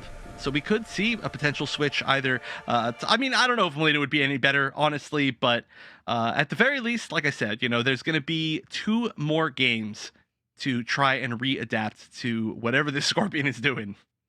Yeah, I mean, two games makes it really hard for Illuminati, regardless of if there's a character switch or not, because he still has to play incredibly well just to make it to that point in the first place. Mm-hmm. Yeah, and I actually do totally agree with the choice to stick with Cetron. First of all, I mean, he's been dominating with Cetron for the past 2 games until that loss, so you don't really want to switch off and like make a big risk and then it doesn't pay off and then suddenly you're tied up. But also, yeah, the close-up game from Cetron is probably a lot more intimidating than Melina, and if you throw any projectiles with Melina, it is an immediate teleport. They're always going to be reactable, so going back with Cetron makes a lot of sense. We'll see if it pays off. Well, there it is. Earthquake was already teleported on, but okay. The meaty was not good enough. Was able to get a full conversion off this. Oh, great with punish. Yeah, just both committed to just playing footsies with kind of their longer range normals here. but the damage is just adding up so quickly for Illuminati. I love the ground pound cancel into the grab. Gonna get a lot more damage off of that. Since nobody's really landing full combos, it feels like all the little hits are the big damage. I mean, little hits into big damage, quote unquote, is kind of the Cetrion special. She's gonna little hit you over and over again until. Oh! Yeah, the breakaway. Now just needs to find one more hit in a fatal blow, but it's available for both players.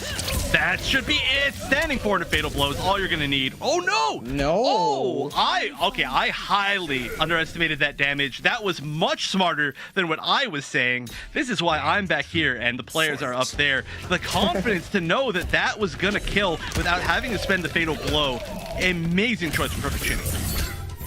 And now he is on set point, and it's already starting out real well. Unfortunately, there's no offensive bar and only just now one defensive bar here for Illuminati, and the pressure is just mounting. Okay, finally able to find at least a way out of the corner, but there has to be more. And I have to point out that we saw 4-2-4 raw into grab, which just shows how much respect Illuminati is showing. But yeah, this damage is adding up so quickly. Fatal Blow's available, and a great interrupt. We saw that from Tweety previously too. It's going to lead to a lot of damage. Now, one more solid conversion into Fatal Blow could be it, especially if it's a 4-3-4 crushing blow. That would easily be it, but oh, there's a breakaway available. No, there's not. Wait, yeah, there was. There was. He could have broken away. Right? I mean, you know, I guess he's got the defensive bar. If he didn't, well, I mean, like, let's check. Let's check. Yeah, he definitely had it. I looked right before it happened. That could have easily been a breakaway. There's no way to catch a breakaway from the amplified teleport at all. It's just literally impossible. So, interesting choice not to break away, but now we're going into another round. Still dash point for Sheeny. And I mean, not only is it match point, but he's got him in the corner. He's going to be able to get the extended combo. There's a drop, but he still ended up getting the tornado. So I mean, hey, take that. Yeah, I think we call that a reset. We call that an American reset. A dropshin select. I like that. All right, I may steal that in the future, but it's yeah, okay because I stole it too. It's just one of those things, right? That's how everything works in FGC. But here we go. Gonna actually, I was gonna say gonna actually land the combo this time, but does not. However, this damage adding up so much. The comeback is gonna have to be huge here. Lands a hit, and actually, the crushing blow means it just needs one more hit. Fatal blow isn't available, so it's gonna have to be a solid hit. Otherwise, this is scary. The teleport's available. No crushing blow there. That would have been big. Oh, there it is. No, not in time.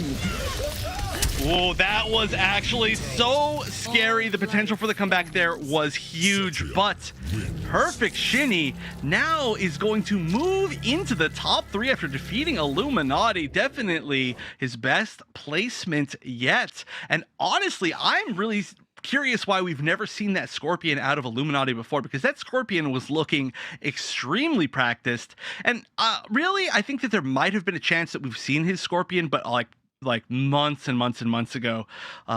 But it was working really well, and had the set started out with Scorpion, things might have ended up a whole lot differently. Or, you know, I'm also surprised that we didn't see Garrus or something like that. The first 2 losses with Kung Lao really put a damper on the rest of the set, which is a big surprise to nobody.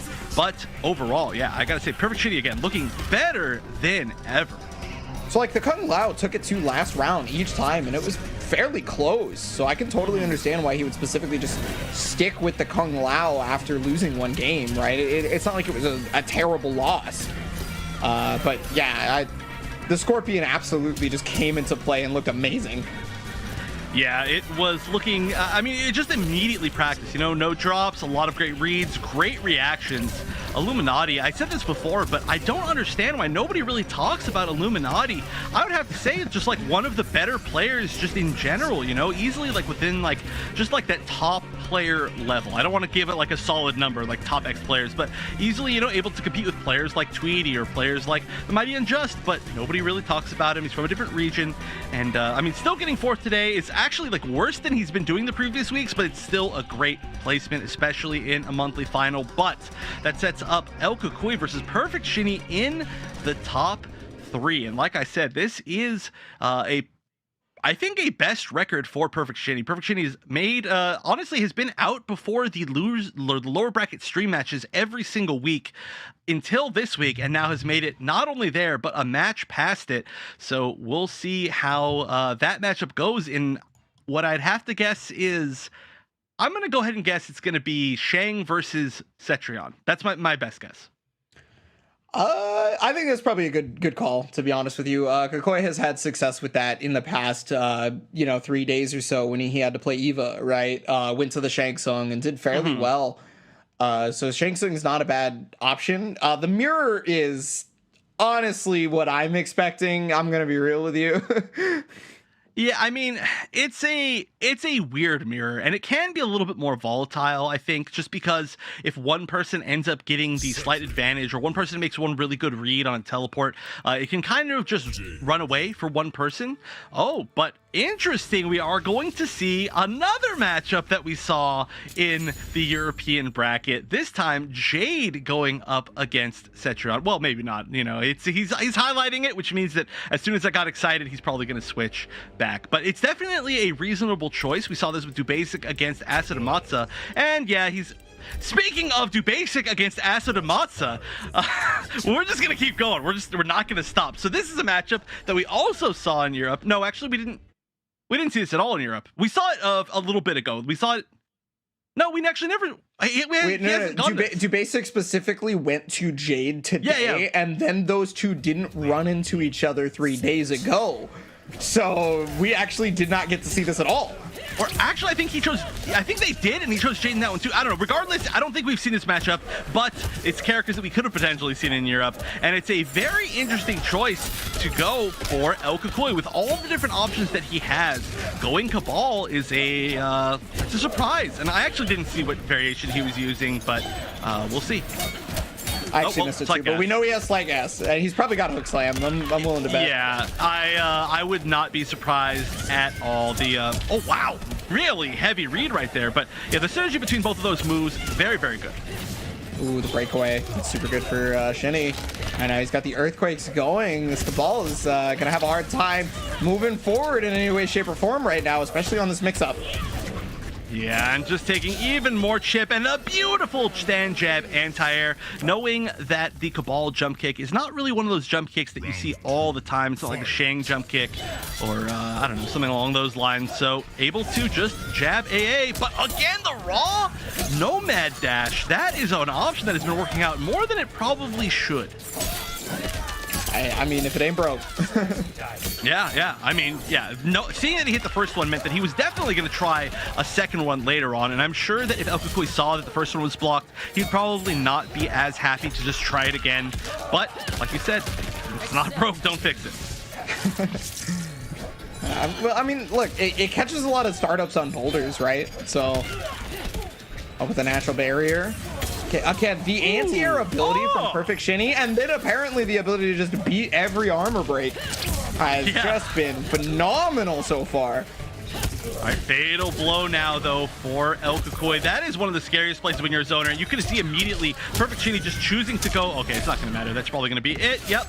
And that does get rid of the fatal blow, though, which is going to be a pretty big deal. It's so difficult for any zoner to do anything to a fatal blow ready Cabal, so honestly getting off the table could be worse. One apiece now. And like you mentioned, El Kakoi not having the fatal blow. Oh, but no anti-air there. The jump kick did actually end up beating it. The stand jab is pretty good, but the closer you get to the top of her head, the easier it is for you to stuff it with something like a jump kick. Especially with a Slight Gas, because you can get in that exact position depending on how far away you hit the first hit. Yeah, and El Kakoi looks like he's really found the answer with the Slight Gas pressure, something that Perfect Shinny maybe not quite is ready for. Deal with boulders and earthquakes now. Oh, it was the raw dash. Oh, that was sick. That was sick. That looked like that Shang special move where you switch places with your opponent. That's exactly what that looked like. But here we go. Big punish.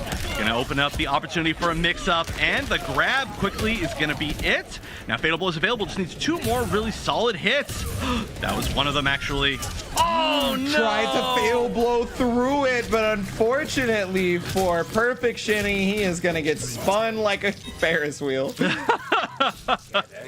Yeah, that was unfortunate. The full screen raw nomad dashes were working so many times. Not a single one that was blocked and punished. I mean, at the very worst, they just traded places with that weird nomad dash and teleport like trade where nobody got hit by anything. But I think that moving forward, Perfect Shinny needs to really watch out for that, because that just hit too many times. You know, I mean, it is understandable that you want to zone and you want to be, you know, kind of creating your own opportunities full screen. But when you get hit by like 5 raw nomad dashes, it's just something that I think you need to just watch out for a little bit more. And hey, the Cabal pick worked. It's a strange one. It's not one that I've really seen El Kukui go to in the past, but clearly it's there for a reason.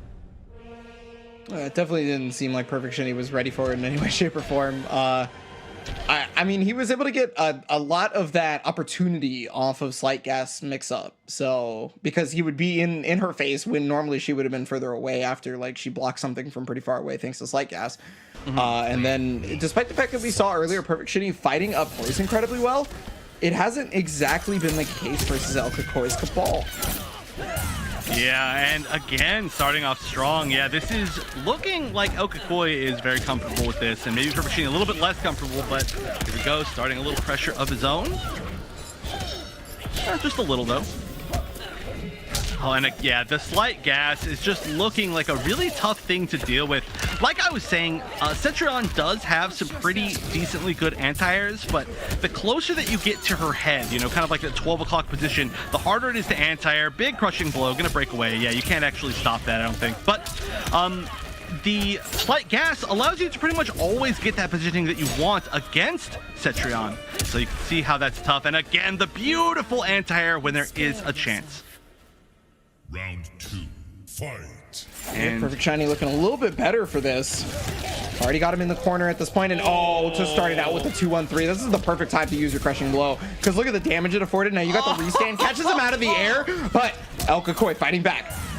Oh yeah, going with the beautiful combo, including the juggle from the natural barrier in the corner. It's something we used to see so much more often when there was actually pure launchers in the spring cleaning variation, but this damage is being evened up extremely quickly. In fact, even more so.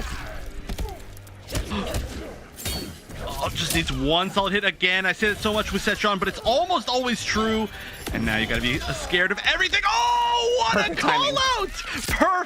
Perfect timing.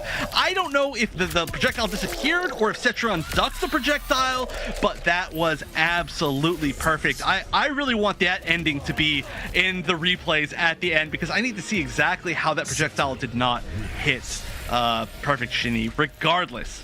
Beautiful ending, and El Kukui may switch characters, but the Cabal honestly was working out pretty well. It just still seems like I don't understand the choice quite yet.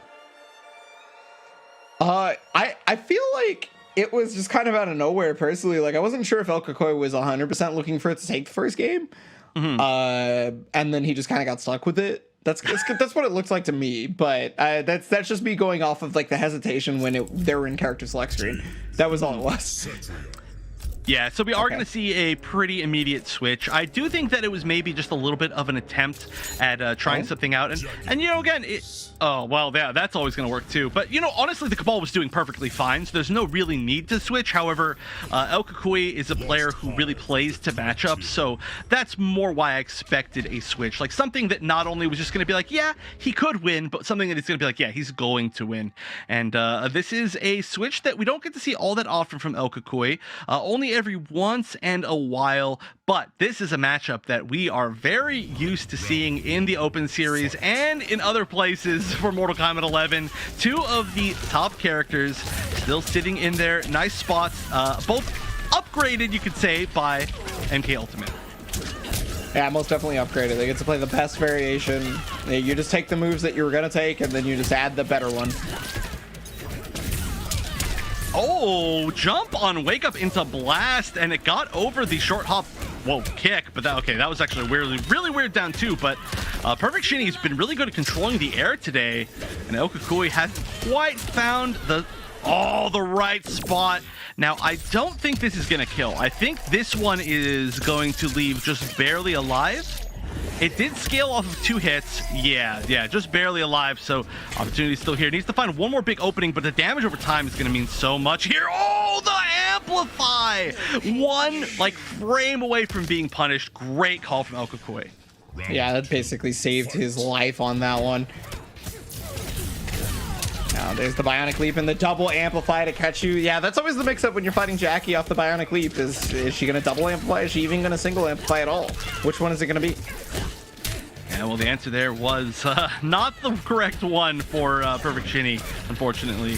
But building a little bit of space, and El Kakoi getting some really nice conversions off of even these weird air-to-air leaps. And it's not easy to be able to so quickly pick up all of these conversions from a character that you just switch to for the first time in the day, you know, after playing like 3 to 4 other characters and just immediately being ready. That is a very impressive thing to see, as the Jackie pick worked out. And I think that there is a good chance that we are going to see Jackie for the rest of the set. Yeah, I mean, Jackie is one of the characters that I feel like a lot of people were ready for El Kakoi to just be on for most of the tournament a lot of the time, because that's the character that I guess you could say El Kakoi has been playing a lot of since, well, God, how long has it been? I don't know, at least like a week. It's been a hot minute. Yeah. But yeah, the Jackie pick overall looking like it's working out. A switch to Shiva potentially, that would be interesting. Not one that I think we've seen from. Okay, we're not going to see that, but we are going to see the Cetrion returning. I think that makes a lot of sense. Honestly, a lot of the reads were really good, but Jackie, the scariest thing about Jackie is of course going to be her damage. The fact that you can be winning for so much of the match and then get hit once for almost half your life and then put into Oki for basically the other half of your life is always going to be one of the scariest things, especially when you're trying to zone and play a lower damage character like Cetrion, who, you know, when I say lower damage, Cetrion is actually like practically some pretty high damage just through chip and pressure, but when you look at the damage compared to Jackie, it's low, I'd say. All right, well, Superman Punch able to get past the boulder, and there's already the Bionic Bounce. Plus frames. Yep. This corner position is scary, but swings on Wake Up. That's going to be, oh, no special coming out. There it is. Oh, yeah. I was looking at the interactable the whole time. I was like, he's going for it. I know he is, but he's not doing it immediately. What's his plan? He must have just been accidentally barely outside of his range, and he was like, oh, wait, it didn't work. I'll just dash up and do it anyway. But as you can see, the damage evened up so quickly. The jump punch whiffed. That was very weird, but I mean, it just happens when you're using a character like Jackie who switches around sides a lot and flies around people, but that's going to be it. And that honestly probably would have been it had the jump punch connected. So no Perfect Shinny's definitely counting that blessing. I feel like almost every one of Perfect Shinny's matches start out with the throw. it's at least close to it. Well, I mean, it's pretty scary to just sit there and not block, I guess you could say, against Cetrion. She's constantly checking you with mids. So many different options for mids, too. But speaking of throws, there's one out of the corner, though. Nice Superman Punch. Not going to be able to set the puddle because it did block the grenade, and the H2O port's going to catch him. Oh, gets clipped a lot. I think we're seeing Perfect Shinny try to anti-air maybe a little bit too much. Oh, but that is fatal blow guaranteed, right? Oh, wait, no, doesn't matter. There's no defensive bar.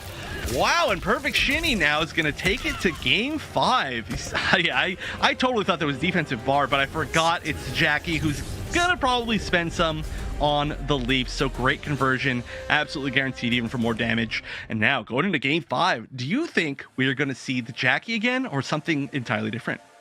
I'm putting the faith on the Jackie, personally.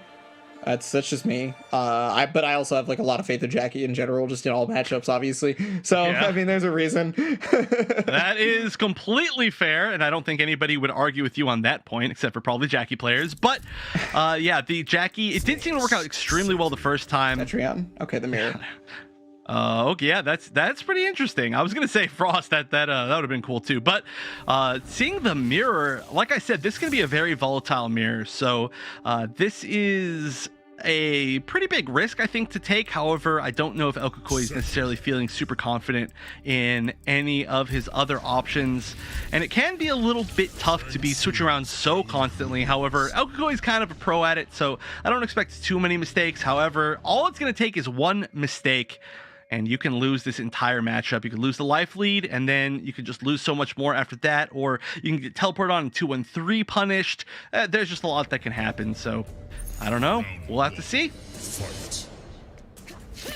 Yeah, I feel like the Cetrion mirror was. I mean, okay, so I specifically asked for the Cetrion mirror when we started the set. I was thinking of Why? this was gonna be the way this went.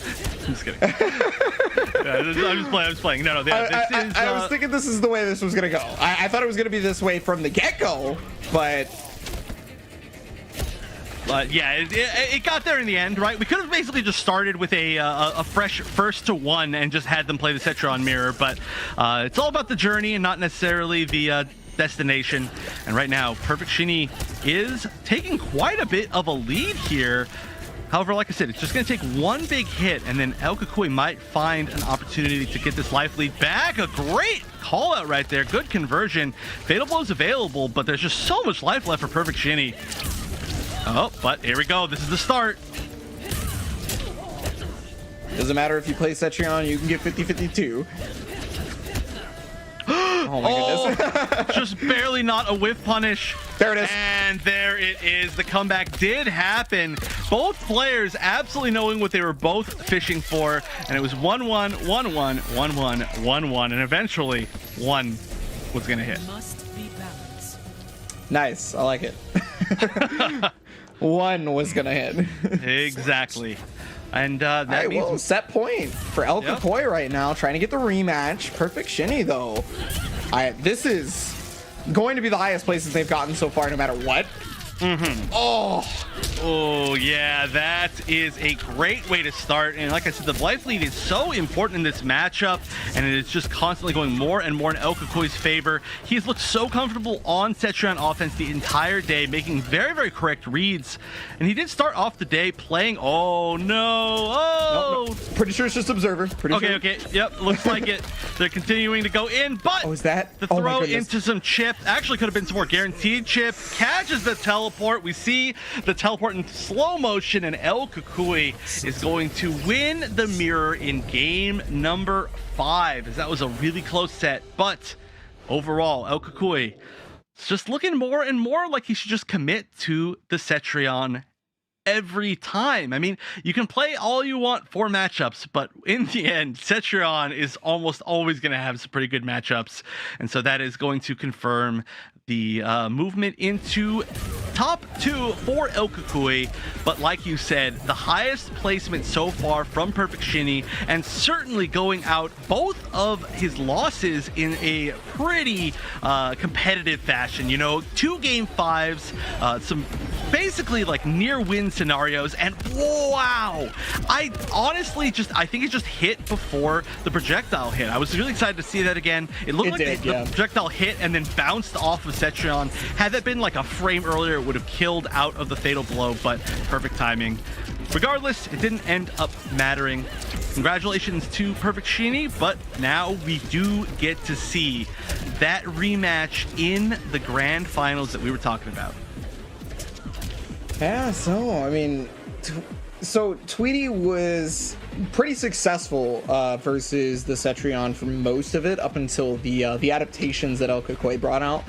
So my question is, with Kukui playing Perfect Shinny with multiple characters, does that continue to go on where he plays multiple characters to start? Or does he just like straight up go all the way in on Cetrion from the beginning? I think it would be wise to just go in. It's really funny to still see El Kukui's main character Sub-Zero, by the way. But I mean, it was for quite a while. Actually, the first time that these two ever played, or it was Tweety's, I think, first ever match in the Open Series, El Kukui won, or maybe it was his second week. But regardless, that was with Sub-Zero. I think we should see the Cetrion all the way through. I mean, El Kukui has proven that he can adapt to the matchups. He almost made the reverse sweep in the previous set that they played. And I think that he just needs to take that adaptation and just continue it. And there is a good chance that maybe he could be the one that comes out on top. But it's not going to be easy. Of course, Tweety being in the upper bracket is going to have that huge advantage of the fact that we are going to have to see El Kukui win not only the first set to reset the bracket, but then another set to actually close out the tournament. Not easy, but the Open Series, we've seen it a million times. So many resets into wins. Yeah, so for those of you not familiar, we are on the official PlayStation channel. There is a double elimination bracket format for fighting game tournaments. That is the most likely used format, where you have to go down into the lower bracket before you are fully eliminated and out of the tournament. So basically you get 2 lives, right? Now, Tweety still has both of his lives in theory, so that means El Kakoi is going to have to take down both lives just to be able to win the tournament. Yeah, and not an easy feat to fight through that. But we are going to see an immediate, interesting choice in the Fujin. But I don't know if this is going to pay off. I mean, like I said, I'm feeling really good about El Kakui's Cetrion. The Fujin, we haven't seen it yet today. I don't know what in particular in this matchup is going to make him feel better about it than previous. We're going to see Arsenal, Skywalker, and Wind Push. It's a pretty classic setup. The only difference usually is that sometimes we see Wind Pusher played by Warped Needle. I don't know if Garrett's one of the characters that can always punish Warped Needle, but I would assume that's a possibility. And starting off strong for Tweety. Yeah, and he's already got both defensive bars right now. I want to imagine that El Kakoi probably picked this because Sand Trap doesn't really do a whole lot versus Fujin without it being in a block string. He's just all over the place to the point where Sand Trap is not really around. Yeah, that is the true. neutral jump. Oh, doesn't get any conversion off of it though. All right, and he's going to be safe off of every single block string that he chooses to spend a meter on. Yeah, but there's the grab right there, full amplify. And he even tried to armor break. He read the breaker, but didn't work out. Still going to get the full conversion here. Another amplify, big damage. That is going to be round number 1. Even, honestly, it was kind of a good thing for Tweety that the Sand Trap was mistimed, because now he gets to save that crushing blow for another round. But yeah, it's a really tough one to time. I mean, almost nobody in the world has been playing this character as long as Tweety has, and Tweety still drops it decently often, and so do all of the other Garruses that are really experienced. It's just not an easy thing, just because the Sand Trap hits so low on the ground, right? Yeah, it's a very small hitbox, but there it is. The guard punish. Okay. Gets the crushing blow, and at this point you're in check, right? You have very little help to work with. Oh, big risk right there. Wow, that was almost a really cool punish, but now instead Tweety's the one who's getting punished. Spends his bar. Yeah, you're not really going to be avoiding a lot of breakaway situations with Fujin. He's going to kind of have to let them spend their bar, and so far, it doesn't seem like the Fujin is necessarily the right choice, and that could mean everything, Even if he does find the right choice, being down 1 game off the bat is pretty tough to come back from, especially against a solid player like Tweety, who's just going to be sticking with his guns and not really switching to anything wild. It's already a pretty uphill battle from just the get-go, because he's in loser's bracket, right? So now he's in loser's bracket and only a couple of games to work with now, because Tweety started out with the 1. So it just gets steeper and steeper, I guess. The other character that he goes to, what's it going to be? Cetrion? Okay. All right, so I really do think that if he was going to go Cetrion, he should have gone Cetrion in the very first game. But I still do think this gives him absolutely a chance to make this comeback in the set. It's only 1 game, and Cetrion could easily take a few in a row. But we'll see if that is what ends up happening. And we'll see if he retains a lot of the adaptation that he made in the upper bracket finals, because whatever he was doing, it started looking really good. It just wasn't quite enough in the end.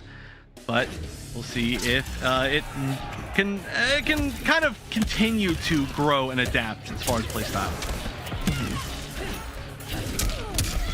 All right. Oh, there's the 4-3 though. He's been getting a lot of whiff punishes with that. Ooh. And the read on the armor break. It's a pretty common one, but even if you break into the tornado, it's not the worst thing in the world. It's not like there's an extra crushing blow involved. And if you don't break in that situation, you are going to take a lot of damage.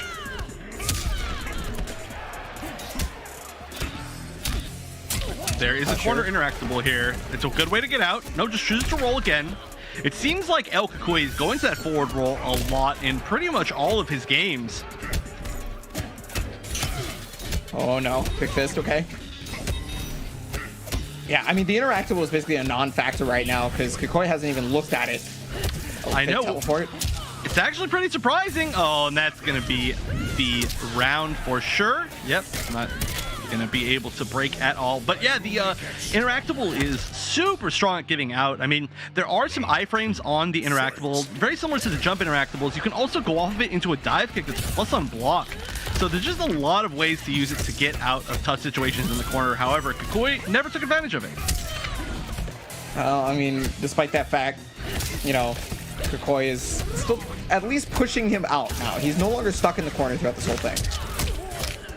Yeah, but the corner honestly doesn't matter as much to Garrus as some other characters, just because he gets Oki from everything, no matter what side he ends up on, and he does like to side switch a lot. So this is still going to be looping some Oki a lot, and this is the big deal about the corner. Lands that crushing blow.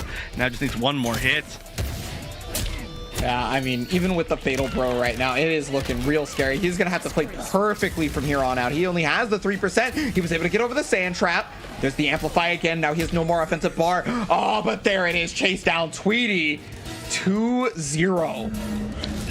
Oh, yeah, this is a tough score to come back from. You know, it's you have to win 3 straight, then win a whole entire other set. I think at this point we're probably going to see El Kukui switch to some final like attempt of a character, probably something that we're not as used to seeing. Maybe we would see like the Jackie or something like that, just to try and find an answer that Tweety's not ready for. But you know, it's hard to find a matchup that somebody who's been maining one character for like the entire game's life is not ready for. And it looks like, oh, okay, maybe we will be sticking with the Cetrion, but that's still going to be a pretty tough comeback to make. Okay. All right, but I do like this choice. So we're sticking with it. This is it's got to be Cetrion the whole way through, up until the bracket reset at least. But it's not like it's a poor decision to play Cetrion, so. Yeah, it never is. It never is. But honestly, I really still would have liked to see El Kukui start with Cetrion, just because the nature of the character is that it's one that you can adapt with really well, kind of play this back and forth game because the options are so varied for her. But now there's a lot less time to adapt. It has to be 3 games straight, and you have to hope Tweety doesn't make an adaptation of his own. But right now, I mean, even getting the first game is going to be way more than hard enough, starting off with a flawless block up to into crushing blow combo. Oh man. Yeah, better spikes and everything too. So he's already got the big damage. Now he's got the big Oki and another throw. This is just a Gearus round if I've ever seen one, for sure. Yeah, there is no escaping here. You needed to at least try to get out of the corner, but now tournament point for Tweety. After going out 0-2 in the last bracket, is looking to sweep this one without even going to the lower bracket. But El Kukui finds an opening. Okay. Yeah, no longer playing the rush, the full-on rush down. Just still getting a couple of natural barriers. Tried to catch the roll with the natural barrier, but at least got the Amplify. And so begins the Oki. Good block on the overhead. And it's going to give a huge opening here for El Kukui. The damage is adding up so quickly, but this is scary. Yeah, you got to break there to just prevent the momentum. And now El Kukui takes the round, but needs to find a way out of this corner probably. Final round. Fight. Oh, that's a way. it's always a way with Cetrion. Yep, but Tweety pretty ready for it. Gonna bring her right back into the corner. And, oh, okay, there's another chance. Mm-hmm. Oh, there's the down one interrupt, though. That's super good for Tweety. But, okay. Yeah, Natural Barrier is going to help out. Just get a boulder or 2 in there. Gotta watch these sand traps. And I'm surprised we're not seeing El Kukui more confident in this zoning game. That was a huge part of why he was winning, or at least like got his 2 matches that he did in the upper bracket finals, was the fact that he started understanding how to win the full screen game. And maybe he started to remember that. You can see he's kind of shades of that before, but he falls right into the sand trap. Great patience from Tweety. It's just so difficult to be able to get back to that full screen zoning aspect because of the sand trap and then the resulting mix-up that happens afterwards. I mean, now El Kukui has to fight from a pretty far behind situation. Obviously, Fatal Blow is on deck, so one good hit could change things. Duck? No! It happened again! Oh, that's the worst. That would have probably been a guaranteed Fatal Blow, but not anymore.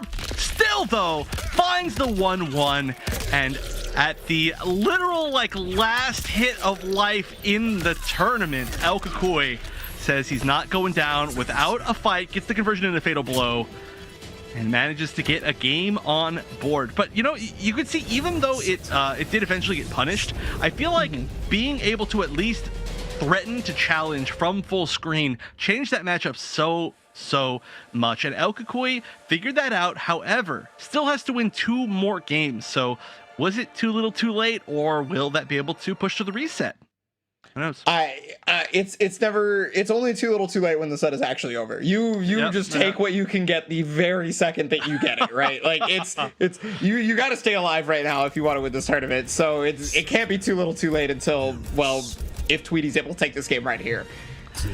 Yeah, that is true. It's all going to come down, of course, to the reads. They've been adapting really well to each other. I think they're really starting to understand all the situations that each other wants to do. Like Tweety poking out of certain things like 4-2-3 into Tornado, and Tweety playing that particular sand trap game once they get to full screen, and then El Kakui now thinking okay, maybe I should use more earthquakes from full screen. Maybe I can do the earthquake cancel type thing. Just their general game plans are all getting more and more set in stone, so it really comes down to who executes it better and who makes the right decisions in the right moments. And who throws weird little interactables at each other. I mean, she already throws rocks or boulders, right? What's 1 or 2 more rocks? It is funny to see her physically throw them, though. Actually chuck them at people. Instead of telekinesis, yeah. All the mix-up, yep. Whatever telekinesis is, it's like whatever pyrokinesis is, but for rocks. Geokinesis? That sounds really cool, actually. You can just create rocks out of thin air? That's sick. Well, I mean, she could, right? I mean, she is that is her powers and stuff. She exactly is that kind of god. I'm definitely going to say she has geokinesis from now on. I'm definitely stealing that for myself. But here we go. Huge lead. However, Tweety with the fatal blow. That means he only needs, well, I was going to say 2 more hits, but maybe 1 more hit and then a fatal blow. Big roll, but no. Oh, big hit right there. That's going to be armor broken on top of that. Oh, no. Is that enough to kill Stand 4 in a fatal blow That here? might be. That might be. I think there's a very good chance. That was a gigantic risk to take. Of course, had it connected, it would have won the game, but now instead, Tweety is going on to tournament point yet again. Unfortunate that didn't work out right there. It seems so easy to say, yeah, just don't do the negative on block dive kick, but sometimes you have to take that risk. Yeah, I mean, especially when you've played so many games now against one opponent in one tournament, you have to go for things that are more unexpected. You keep going for the same thing over and over, it'll be just too predictable. And yeah, oh no is right. Oh no. Oh. Time stop. That's huge damage. Look at this. It in the best play. Oh no, just the sand trap. I forgot. You can't. If you want to go for more damage, you have to sand trap. Yeah, that is so much damage adding up. El Kakui is looking to be in a tough spot, just barely in fatal blow position, but this is just one more hit. Yeah, the comeback is going to be so difficult. It needs to be pressure into pressure over and over. This is a great start. Wait, and he got the armor break? Okay, hold on. This might actually be possible now, because look at the health value. Just running up. You can smell. Oh, I was going to say you can smell the aggression from El Kakui, but I guess Tweety did smell the aggression and knew that he was going to forward dash. Yeah, and that was actually really great adaptation from both players at the very end to switch to these last-minute strategies where Tweety was very often going for the down 1 interrupt in between 4-2-3 and the tornado, but in the very end we saw El Kakui go to 4-2-3 into natural barrier, and then the second time that he went for it, he did the same exact thing, but that time Tweety said, okay, not this time, I'm not going to go for the down 1 again, I'm going to sit here, I'm going to block, and I'm going to get the guaranteed 1-1 punish. And so really, even within just those last few seconds, we saw how much both of those players were able to adapt to their opponent's options, choose their kind of last minute big risk options, and it paid off for both of them. However, with such a big lead, the one that paid off the most was Tweety. And so after not being able to find a win for a little while and having a bad week, maybe a few bad weeks, Tweety is the one who's going to end up back on top, and El Kakui still looking quite good, was not able to pull off his first monthly's final win. And I do have to say, this is Tweety's now third monthly final win in a row. Every single one since he started entering. For some reason, at the end of the month, he just powers up. You know, maybe it's just one of those when it counts sort of deals, right? Yep. Yeah, his you know, overall money is pretty high, probably just from these. Yeah, I think I remember seeing the stat. He's made a couple $1,000s off of the Open Series for sure at this point. Well, that's pretty nice. I mean, you know, of course, every single one of these that you win is another $400. Every single, I mean, I make it sound so easy, you know, oh, if you just enter and happen to win a monthly final. Of course, this is extremely difficult. You can see here just the quality of players, and I am really happy that we got to see a whole lot new out of a whole bunch of different new players. Puma321 and Monkey, really, really fun to watch. I really hope we get to see them again, both in weekly invitationals and monthly finals in the future. Perfect Shinny really starting to show up as like the breakout player who's just looking to be more and more of a threat as time goes on. Honeybee made another appearance. It's always so fun to be able to watch that Devora. But of course, the Mortal Kombat 11 never ends. There are more dates there than I have time to read. There are just a ton of them coming up in the next month. So of course, it's going to be every Tuesday at 9 a.m. Pacific time and 2 p.m. Pacific time. And then of course, leading up to a monthly finals on April 29th. But this month, if you're still looking for some more fighting games, there's still a chance to watch Under Night In Birth on March 29th, Blaze Blue Cross Tag Battle on March 30th, and then closing out the 3-day spree is going to be Soul Calibur 6 on the 31st, and those are always very fun to watch. So even if you're not a fan of those games, those are definitely ones that you want to tune into and see what the game is like. But I mean, I think that ends it here today for us. This has been a really fun day. Any last thoughts before we close this out? Yeah, I just got to say that if you guys are interested in any of those games in particular, or all of the MK11 action that you saw here today, you can go to compete.playstation.com. It is your one-stop shop for not only the Open Series here, but also pro competition if you guys are interested in any of that stuff. Doesn't matter what your skill level is. You don't need any money. You just need an internet connection and a PS4, and you're good to go. Yeah, I probably should have said that when I was talking about the rest of the tournaments, but there was just so many tournaments on the list I didn't even think about it. But okay, yeah, definitely sign up for that. Sign up for all of these. As you can see, there were a bunch more dates in the future. It's never too late. We had 2 new players today that played amazing. Perfect Shinny's only on his 3rd appearance and has already made top 3, and that's a good amount of money, $200 today alone. So yeah, be sure to sign up. But aside from giving a huge thank you out to PlayStation and Sony, who of course are so great for being able to put on all these tournaments for the FGC, do you have any other thoughts before we close out? No, I just want to thank everybody for watching today, and you know, for throughout the whole day if you were here for even the EU side of things as well. It's been a pleasure being here with you, Wonder Chef. I'm always super glad to be on the mic for MK11. You know, it doesn't happen often, but I am here, and I hope you guys had a great time, and I had a great time with you, Wonder Chef. Oh, likewise. I'm so glad that finally we got to commentate together, but it's been far too much now. It's been like a total of like 20 hours over 2 days. I'm done. I'm tired of you. No, I'm just kidding. No, I'm super glad that you're here. That's what most people say. I absolutely hope this is not the last time that we get to commentate together. It's been extremely fun. We've had a bunch of great matches. So again, a thank you to Sony, a thank you to the production team behind all of the events. Also, they work very hard to put all of these on. But that is it for today. Thank you all for watching all of the Mortal Kombat 11 action with us, and we will see you for the next stream.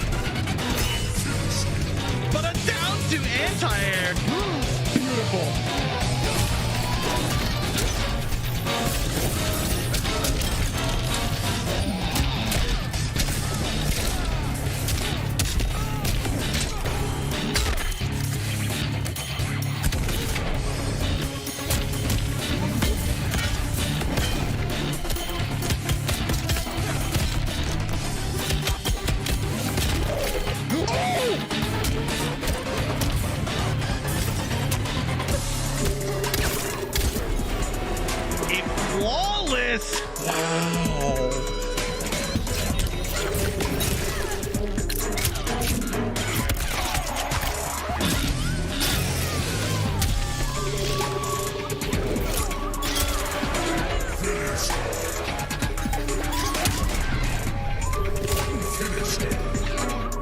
No way!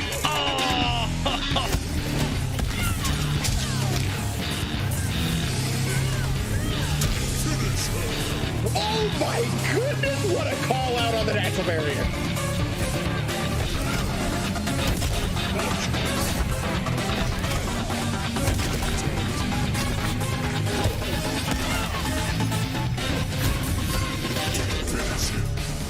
Oh, there it is. Oh, no, I didn't time.